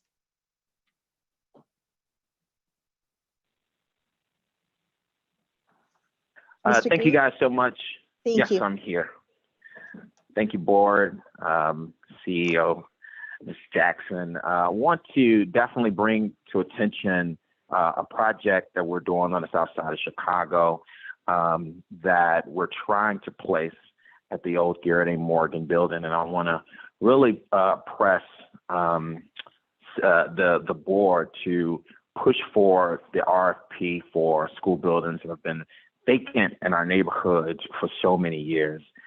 We are trying to acquire Garrett A. Morgan. We have the top architectural firm in Gensler, as well as the top developer, which just Developer of the Year, named today, David Doig of Chicago Neighborhood Initiatives, to build the first 24-hour community center on the south side of Chicago. Now, all features won't be 24 hours, but places, things like a mental health facility, a vertical farm, transitional housing, as well as recreational activities, and making sure that we tackle all of the root causes to violence in urban communities. So I just want to definitely push the board to move forward that RFP so we can move forward an amazing proposal that is going to really change and shape urban neighborhoods on the south side of Chicago and reduce violence as we know it. And so Garrett A. Morgan is on the 83rd in Gresham, and we're partnering with the Alderman Brookins, and all the organizations and that community in Inglewood to bring one of the biggest, and we think Mr. the Green, best you community have 30 centers that we've seconds. ever seen. So I got it. And so please move forward the RFP, and please be looking forward to our plan so that we can save Black kids as we know it in the city of Chicago. Thank you so much for your time. Look forward to talking to you soon. Thank you, Mr. Green. Thank you for your comments. And Mr. President, this does conclude the public participation. Yes, thank you, Madam Secretary. Thank you to all those who participated today in public participation. This concludes public participation. Board members, any questions or comments? Dr. Yes, White. Member Sotelo. Great. So first of all, thank you to all the speakers. There was definitely a theme here. There was a couple of themes, but one of the themes that came out is the difference of opinion in remote learning, right? And I'm glad that Dr. Jackson highlighted this up front, right? We are certainly not celebrating success here, right? We don't know what the optimal path could be like. But I would encourage all of the speakers, especially Ms. Amy Jo Albanek. She had a lot of insightful comments to make, quite fast, but a lot of insightful comments to make, that she engages with the team because we know that it's not perfect. We know that we need to continue to improve and build upon that. As Dr. Jackson highlighted early on in her comments, that we are not declaring success. We're certainly not spiking the ball at the 20-yard line, to quote her comments. But you know, there has been progress, and the teachers, the parents are doing all that they can with what we have to work with. But I echo some of the concerns that she had about you know, meeting the students where they are, and in some cases, meeting the students where they are can be traumatic to some of the students because their rooms are not as conducive to learning, are not as conducive to have the same kind of backgrounds, and they're all very valid points. So those are points that we certainly need to consider and continue to improve what we're doing to engage all stakeholders, obviously including all the teachers, including CTU, but more importantly, the parents as well, on helping us, how do we get to better before we get to ideal state? And unfortunately, we know that a vaccine is nowhere near in sight, right? So how can we work with what we have now, while we do remote learning? And I certainly hope we can get to a hybrid model, because that will be better than just all remote. But we need to see the numbers get to a better state to ensure that we never compromise safety and health of anyone, the students, the teachers, the administrators, and certainly not the students. But we also need to get to a better environment in which they can safely learn. So we realize that as well. So we're certainly not blind, and we're certainly not celebrating success. We're celebrating all the effort that has gone above and beyond by all stakeholders to date. But we certainly have a long way to go to continue to improve. So I would encourage all of you that participated in that theme to connect with your local school council, to connect with your local administrators, and certainly to continue to connect with us so that we can listen to those ideas that you have on how do we get to better before we get to ideal state. So thank you for your comments today, because they're all very valid. And we need to consider all of those as we get to a better environment to improve it for all. Right? So thank you. Thank you, Member Sotelo. If there are no other questions or comments, we'll proceed with the next presentation, which is an update on school reopening. Dr. Jackson, you want to start us off? Actually, Dr. Jackson, is it okay if I introduce Shannon? So in my earlier comments, you recall that we made an improvement to ensure that starting the school year, we would be capturing attendance, which when we closed with the COVID closure, short notice, we were not able to capture attendance in the spring. That was one of the lessons learned. And so we are moving away from utilizing the Google data for student engagement. And we have moved to teachers taking regular attendance. Assignments will be given and graded. And we know that teachers taking attendance and engaging students really best reflects real-time instruction and meaningful student learning. So today we have a short presentation to share with you our opening day and opening week attendance and Google activity. Moving forward, we will be communicating regular attendance, but we will not be relying on Google activity to capture engagement, because we know that teachers engaging students with live instruction, grading meaningful work is the best way to capture regular student engagement. So we will, I'm inviting Shannon to provide that information for you. It is a quick presentation just covering day one and week one, both attendance and Google Analytics. Shannon? Thank you so much, Chief McDade, and good morning, board members. My name is Shannon Heston. Today, I'll just be sharing some insights into how we did during day one and week one of school, just a quick overview. So next slide, perfect. So we'll start with attendance for district managed schools on the first day. Clearly, there are new and different factors that impact attendance this year. But overall, the attendance average of 86% for day one on the far left is the result of months of hard work to engage and encourage CPS families to take the steps needed to learn in a remote environment. As you can see in the lighter blue, attendance percentages vary across race and priority groups, with Black students, students in short-term living situations, students with IEPs, and English learners showing attendance percentages lower than the district's average. Though we'll point out that the average for English learners is very close, 2 percentage points. You'll also see a map on the right showing that the vast majority of schools showed attendance rates above 80%. Schools showing lower than average attendance percentages are in yellow, red, and purple here. And as you know, we're continuously working to ensure that we reach every student and engage them in learning, especially in schools that serve our neediest populations. And we did substantial outreach to do the absolute best we could here. On the next slide, you'll see the same attendance average percentage in light blue over on the right, alongside the percentage of students that showed activity on our Google Education Suite on the first day of school. You'll notice that these numbers are very close to each other, which is what we would expect here. The student population reflected in dark blue engaged with Google Meet or Google Classroom on day one. The next slide shifts us to week 1. This slide presents an average of attendance over the first week of school, which was a short week because of Labor Day. As you can see, the attendance average increased with the additional 3 days factored in. You may notice that the disparity among races also decreases when we factor in the full week of attendance. And the number of outlier schools on the map to the right posting low attendance rates decreases as well. Finally, we wanted to do the same comparison for week 1. This chart shows the same average attendance percentage you just saw for the first week in light blue and compares it to the percentage of students that showed activity on our Google Education Suite every day of the first week.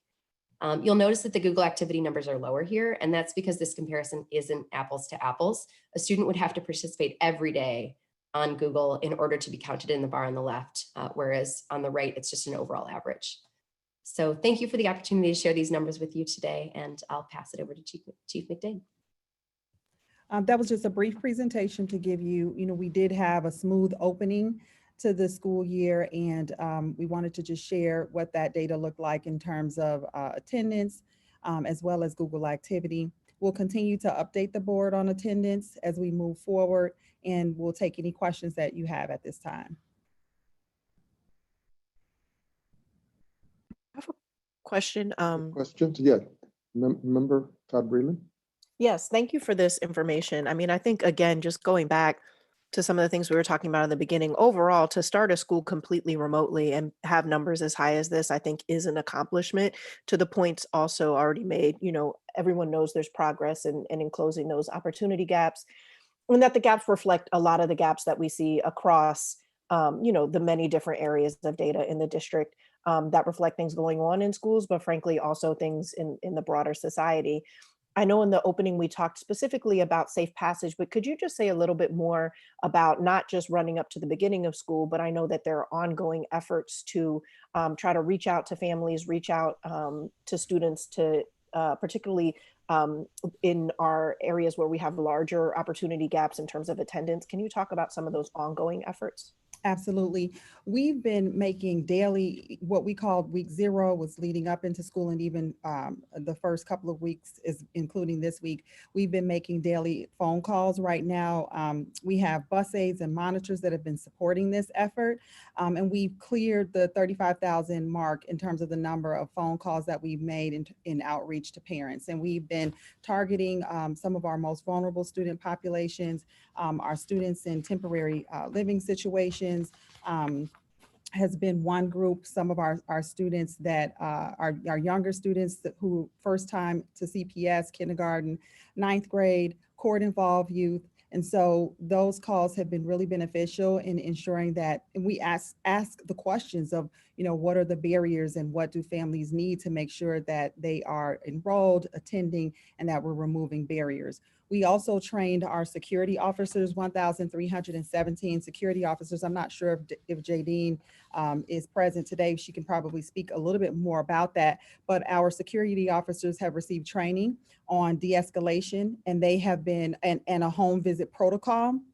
So 100% of our school security guard personnel is taking part in this ambassador option, where we exhaust the opportunity to make phone calls, and when we can't make contact through calls, then for those communities, which we have about 100 schools that we're targeting with the lowest attendance, and we're prioritizing those schools for those home visits so that we can make sure that we can get students the supports that they need to be connected. We also made some amendments to our did not arrive policy. So for typically we would what's called DNA, students that don't arrive on the first day would be dropped, but because of the current situation, we did not do that. We extended the time frame to 2 weeks. And just to give you an idea of the impact that made, on the first day of school, we were at about 40, if we followed our traditional policy, we were at about 49,000 students that would have been DNA'd, but with the extended time, the phone calls and the outreach to capture students, we reduced that number significantly. At the end of last week, that went from 49,000 to right around 6,900. So those were some of the efforts that we put forward and continue. We talked about the safe passage workers and the work that they're doing. But in addition to that, the bus aides, the security officers, the home visits, and we're continuing those calls. And then we also looked at policy and how policy could support families and not additionally create situations where we lose students. Thank you.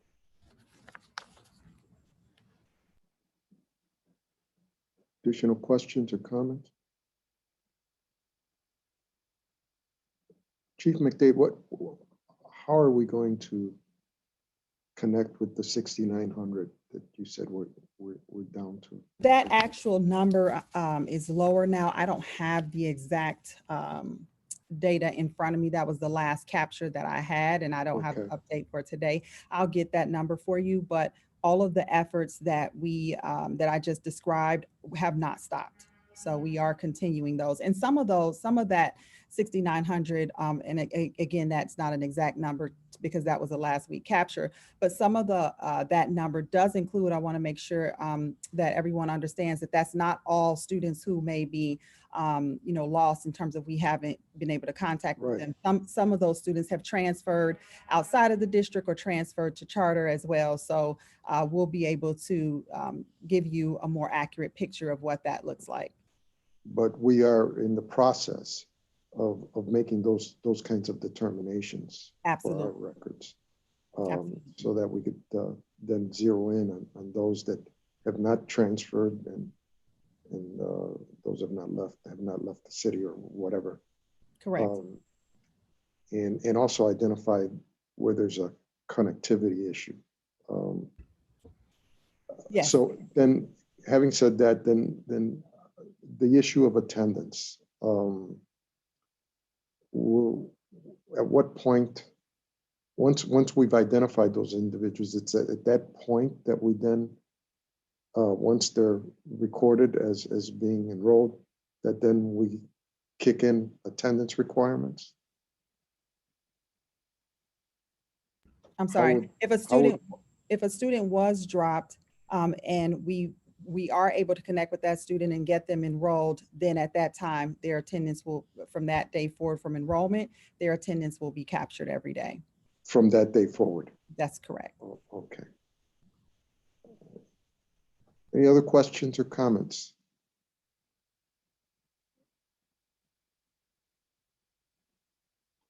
Okay, we can proceed. Is that the presentation or?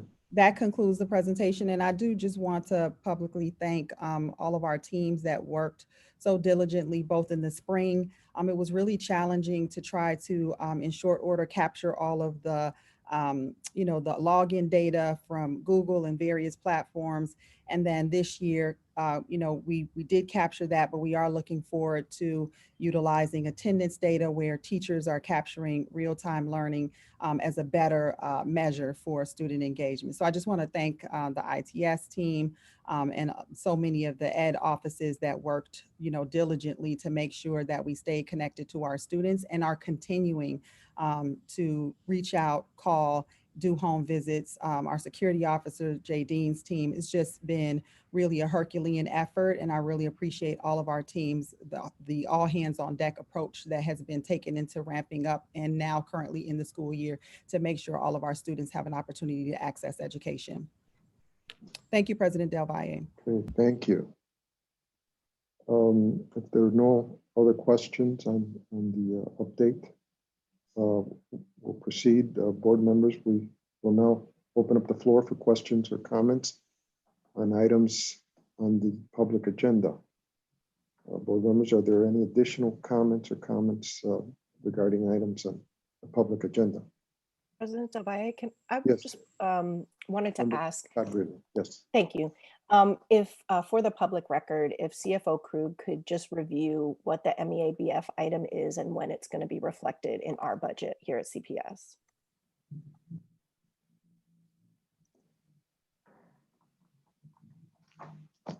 Is our CFO with us? Yes, I am here. Okay. Yeah. Please proceed.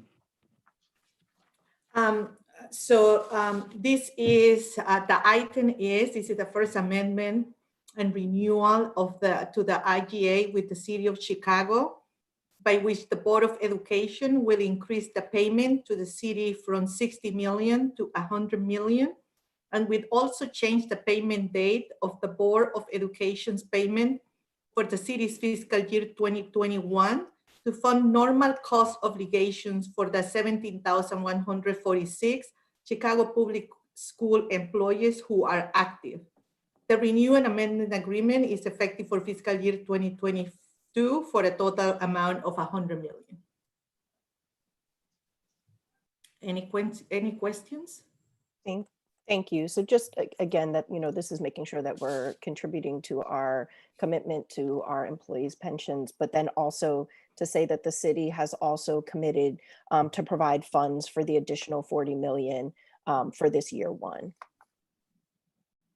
Absolutely.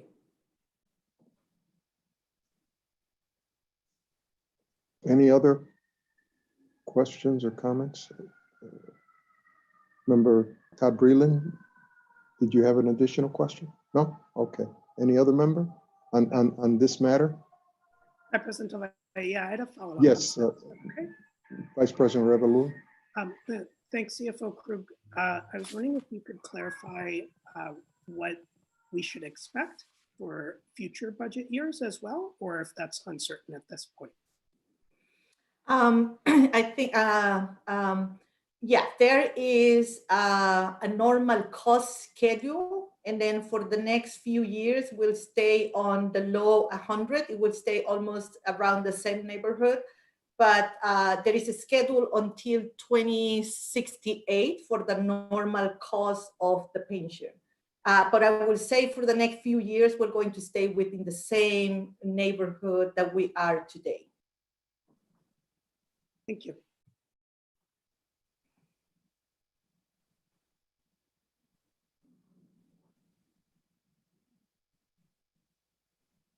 So everyone knows that last year we assumed responsibility for 60 million, and the city did cover those for that 1 year.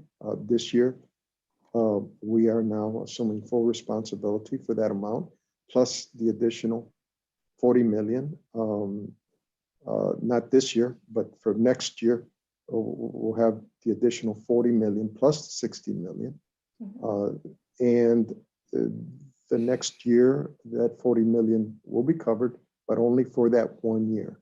So after that, CPS will be covering a total of 100 million until the normal costs increase. But you're saying, Slova, that we don't anticipate large increases in the normal cost for FY 23 and 24 and 25.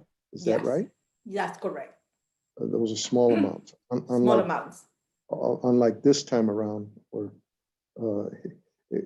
we ended up having to take on another 40 million. Right. Absolutely. Because the 100 million, and those, again, we repeat, that those are pension costs for our employees. They're not city employees, they're our employees. So we are responsible for those individuals, and we want to make sure that those pension payments are made. And so I just want to make sure that we understand that there will be, what I'm being told now is a slight increase in 23 and 24. But it shouldn't be anywhere near the 40 million additional dollars that we have assumed responsibility for come FY 22. Is that an accurate statement, Miroslava? That's an accurate statement, President Del Valle. Member Sotelo. Yes, I just wanted to add one clarification, CFO Mejia Krug. My understanding was, I agree with President Del Valle that it is a cost that's reflective of our non-teachers in our budget.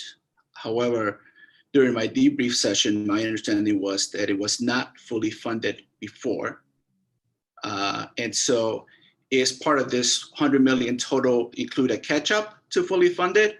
Or is this just the ongoing annual obligation and we still have a gap to cover the unfunded portion that was not funded before, however it was being administered before under prior administrations?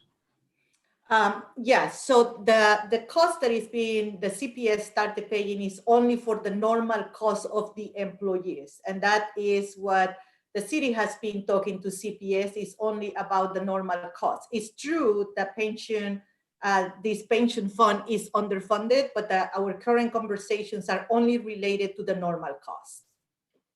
Yeah, Member Sotelo, this does not cover the unfunded liability. Right. No, that's exactly why I'm asking the question, to make sure we're transparent and highlight that additional portion of how it was being accounted for. Right. Okay. Any additional questions or comments on this matter? Okay. Well, thank you. We will now proceed with the vote on public agenda items. Madam Secretary, please proceed. Thank you, Mr. President. I will begin with items on the public agenda, read the board report numbers and brief titles. The following items do require a vote. RS1 is to amend the current board report for the resolution authorizing expenditures and actions in response to the coronavirus. And this amendment, Mr. President, extends the end date from September 30th, 2020 to December 31st, 2020. We then have RS2, which is the resolution reappointing President Del Valle to the Chicago Teachers Pension Fund. RS3 is the resolution to authorize the appointment of members to the LSCs to fill vacancies. We then move on to PO1. This is the amendment to the current charter school capital facility budget policy. And Mr. President, this amendment includes updating outdated information regarding the number of charters, updating the name of the managing department, and clarifying lease terms for the property. And also the Office of Innovation and Incubation will institute an annualized facilities condition assessment for that policy. Moving on to PO2 is to adopt the final new comprehensive non-discrimination, harassment, and sexual harassment, sexual misconduct, and retaliation policy. We then have EX1, which is the transfer of funds. FN1, Mr. President, is to authorize the first renewal and amendment to the intergovernmental agreement with the City of Chicago for the Municipal Employees Annuity and Benefit Fund. And as noted by Miroslava, this amendment is necessary to increase the payment amount to the City of Chicago from the 60 million to the 100 million. Moving on to the next item, Mr. President, we have OP1. This is to approve entering into an intergovernmental use agreement with the Chicago Park District in connection with the construction of the athletic field at Lawler Park. PR1, Mr. President, is to authorize the first renewal and amendment with the agreement with ATI. And the amendment is necessary to add the software platform called Players Health. And this will allow the vendor to better manage intake and injury documentation in a secure environment and improve the communications and reporting injuries and care. We then have PR2. This is to authorize the second and final renewal agreement with BSN Sports for the purchase of physical education supplies and equipment. PR3, Mr. President, is to amend the board report for managing environmental consultants. And this amendment is necessary to increase the not to exceed amount from 12 million to 24 million in the aggregate for all vendors due to COVID-19 expenditures and increase spend on repairs to facilities. This amendment also reflects an assignment and assumption for one of the vendors, GSG Consultants, Inc. We then have PR4, which is to authorize the new agreements with Canon Design and the Gordian Group for unit pricing construction management services. And PR5 is the report on the award of construction contracts and changes to construction contracts for the Board of Education's capital improvement program. Moving on to PR6, this is to authorize the first renewal and amend agreement with Accurate Biometrics.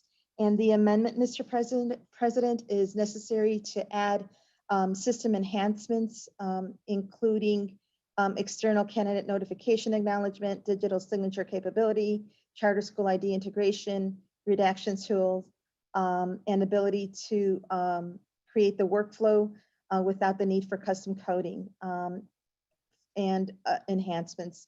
The maximum compensation will be increased to $433,332 to reflect the enhancements. We then have PR7, and PR7 is to authorize the second and final renewal and amend the agreement with Cannon Cochran Management Services for third-party claims administration services. And the amendment for this one would add the cyber privacy liability to the agreement. Moving on to PR8, Mr. President, this is to authorize the agreement with Caremark PCS Health for pharmacy benefit management services. And Mr. President, these items do require a vote. Is there a motion? So moved. Is there a second? A second. Thank you. I'll proceed with a roll call. Member Rome. Yes. Member Melendez. Yes. Vice President Reveluri. Yes. Member Tad Breland. Yes. Member Truss. Yes. Member Sotelo. Yes. And President Del Valle. Yes. We have 7 ayes and 0 nays. These matters are adopted by the board. Mr. President, I will continue with additional items on the public agenda that do not require a vote. And we have FN2, which is the Chief Financial Officer report for August 2020 on the emergency authority exercised under Resolution 200325 RS1 and amended by Resolution 200624 RS1. We then have PR9, which is the Chief Procurement Officer report for July 2020 on the delegated authority exercised under Board Rule 7-13. Moving on to EX2, that's the report for principal contracts new. EX3 is the principal contracts for renewals. And then we have AR1, which is the board report on rescissions. And Mr. President, these items just need to be accepted by the board. Please mark received and filed. Thank you, Mr. President. There are no further items on the public agenda. We will now move into executive session. Vice President Reveluri, do you have a motion? I move for the board to hold a closed session to consider the following matters. First, information regarding appointment, employment, compensation, discipline, performance, or dismissal of employees, specific individuals who serve as independent contractors in a park, recreational, or educational setting, or specific volunteers of the public body or legal counsel for the public body pursuant to Section 2C1 of the Open Meetings Act. And second, pending litigation and litigation which is probable or imminent involving the board pursuant to Section 2C11 of the Open Meetings Act. Is there a second? A second. Thank you. I'll proceed with a roll call. Member Rome. Yes. Member Melendez. Yes. Vice President Reveluri. Yes. Member Tad Breland. Yes. Member Truss. Yes. Member Sotelo. Member Sotelo. We'll go back to him, President Del Valle. Yes. And Member Sotelo. Yes. Thank you. We have 7 ayes, 0 nays. This motion is adopted by the board. This meeting will now go into closed session.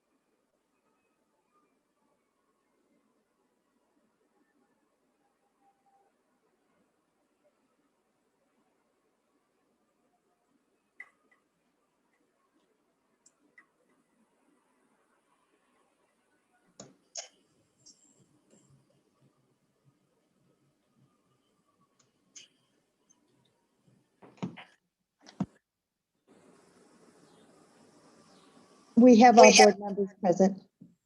We're ready to go? Yes, sir. Okay. The meeting of the Board of Education is reconvened. Madam Secretary, please proceed. Thank you, Mr. President.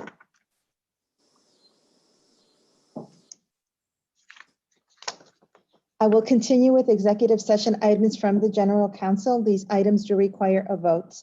The first report is to authorize the retention of the law firm Hush Blackwell LLP. The second report is to authorize retention of the law firm McGuire Woods LLP. The third report is to authorize the continued retention of the law firm Thompson Coburn LLP.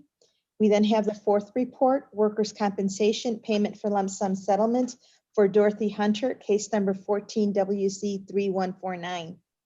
The fifth report is workers' compensation payment for lump sum settlement for Sharon T. Johnson, case number 10 WC 7676. The sixth report, Mr. President, is workers' compensation payment for lump sum settlement for Constance Jones Johnson, case number 13 WC 14979. The seventh report is to approve payment of proposed settlement regarding Amalia Reyes versus Board, case number 1:19-CV-8312. And then we have the eighth report, approve payment of proposed settlement regarding Kizzy Cook versus Board et al., case number 1:18-CV-8386. And the ninth report, Mr. President, is to approve the payment of proposed settlement regarding Debrina Spraggins versus Board et al., case number 1:16-CV-06629. And Mr. President, these items do require a vote. Is there a motion? So moved. Is there a second? I second. Thank you. I will proceed with a roll call. Member Rome, Yes. Member Melendez, Yes. Vice President Reveluri, Yes. Member Tad Breland, Yes. Member Truss, Yes. Member Sotelo, Yes. and President Del Valle. Yes. We have 7 ayes and 0 nays. These matters are adopted by the board. Mr. President, I'll continue with items from the Chief Executive Officer, and these items do require a vote. The first report is transfer and appoint Chief of Schools effective August 17th, 2020, and ratify all lawful actions taken as Chief of Schools since August 17th, 2020 for Tiffany Sanders. Mr. President, this item does require a vote. Is there a motion? So moved. Is there a second? I second the motion. I will proceed with a roll call. Member Rome, Yes. Member Melendez, Yes. Vice President Reveluri, Yes. Member Tad Breland, Yes. Member Truss, Yes. Member Sotelo, Yes. and President Del Valle. Yes.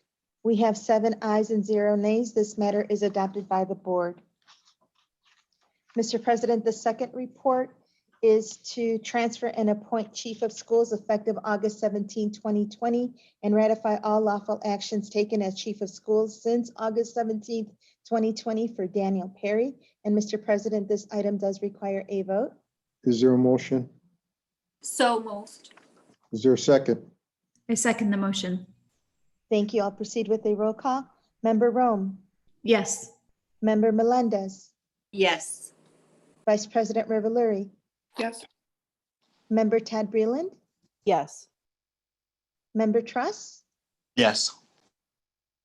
Member Sotelo, Yes. and President Del Valle. Yes. We have 7 ayes, 0 nays. This matter is adopted by the board. Mr. President, I'll continue with a principal contract new ALSC and 1 warning resolution. These items do require a vote. The first report is the report on principal contract new ALSC for Omar Chilios for Social Justice High School. The second report is the warning resolution for Peter Walton, tenured teacher assigned to Eli Whitney Elementary School. And Mr. President, these items do require a vote. Is there a motion? So moved. Is there a second? I second the motion. Thank you. I'll proceed with a roll call. Member Rome, Yes. Member Melendez, Yes. Vice President Reveluri, Yes. Member Tad Breland, Yes. Member Truss, Yes. Member Sotelo, Yes. and President Del Valle. Yes. Thank you. We have 7 ayes and 0 nays, and these matters are adopted by the board. Mr. President, I'll continue with items from the board, and these items do require a vote. The first report is the resolution by the Board of Education of the City of Chicago regarding the dismissal of Nancy Brennan, tenured teacher assigned to Ogden International High School. And Mr. President, for the record, I would like to note that this resolution accepts the hearing officer's recommendation. The second report is the resolution by the Board of Education of the City of Chicago regarding the dismissal of Jason Christian, tenured teacher assigned to Langston Hughes Elementary School. And for the record, Mr. President, this resolution accepts the hearing officer's recommendation. The third report is the resolution approving the Chief Executive Officer's recommendation to dismiss educational support personnel. And then we have the fourth report, resolution approving the Chief Executive Officer's recommendation to dismiss probationary appointed teachers. And Mr. President, for the record, I would like to note that on September 18, 2020, the board members and the office of the board received the CEO's recommendation to dismiss probationary appointed teachers pursuant to Board Rule 4-1 and 105 ILCS 5/34-84. Her recommendation included the names of the teachers affected and the reasons. She also noted that the teachers affected will be notified of their dismissal after adoption of the resolution. And Mr. President, these items do require a vote. Is there a motion? So moved. Is there a second? I second. Thank you. I'll proceed with a roll call. Member Rome, Yes. Member Melendez, Yes. Vice President Reveluri. Can you unmute? Thank you. Thank you. Member Tad Breland, Yes. Member Truss, Yes. Member Sotelo, Yes. President Del Valle. Yes. Thank you. We have 7 ayes and 0 nays, and these matters are adopted by the board. Mr. President, I believe that Member Melendez has a motion, please. I move that the record of proceedings of the regular board meeting of August 26, 2020, prepared by the board secretary be approved, and that such records of proceedings be posted on the Chicago Board of Education website in accordance with Section 2.06B of the Open Meetings Act. Is there a second? I second the motion. Thank you. I'll proceed with a roll call. Member Rome, Yes. Member Melendez, Yes. Member Tad Breland. Yes. I'm sorry, Vice President Reveluri. Yes. Thank you. And we have a yes for Member Tad Breland. Moving on to Member Truss, Yes. Member Sotelo, Yes. and President Del Valle. Yes. Thank you. We have 7 ayes and 0 nays, and this motion is adopted by the board. And Mr. President, there are no further items on the on the executive session agenda. Thank you, Madam Secretary. Is there a motion to adjourn? So moved. All in favor? Aye. Aye. Aye. We are adjourned. Thank you, everyone. Thank you.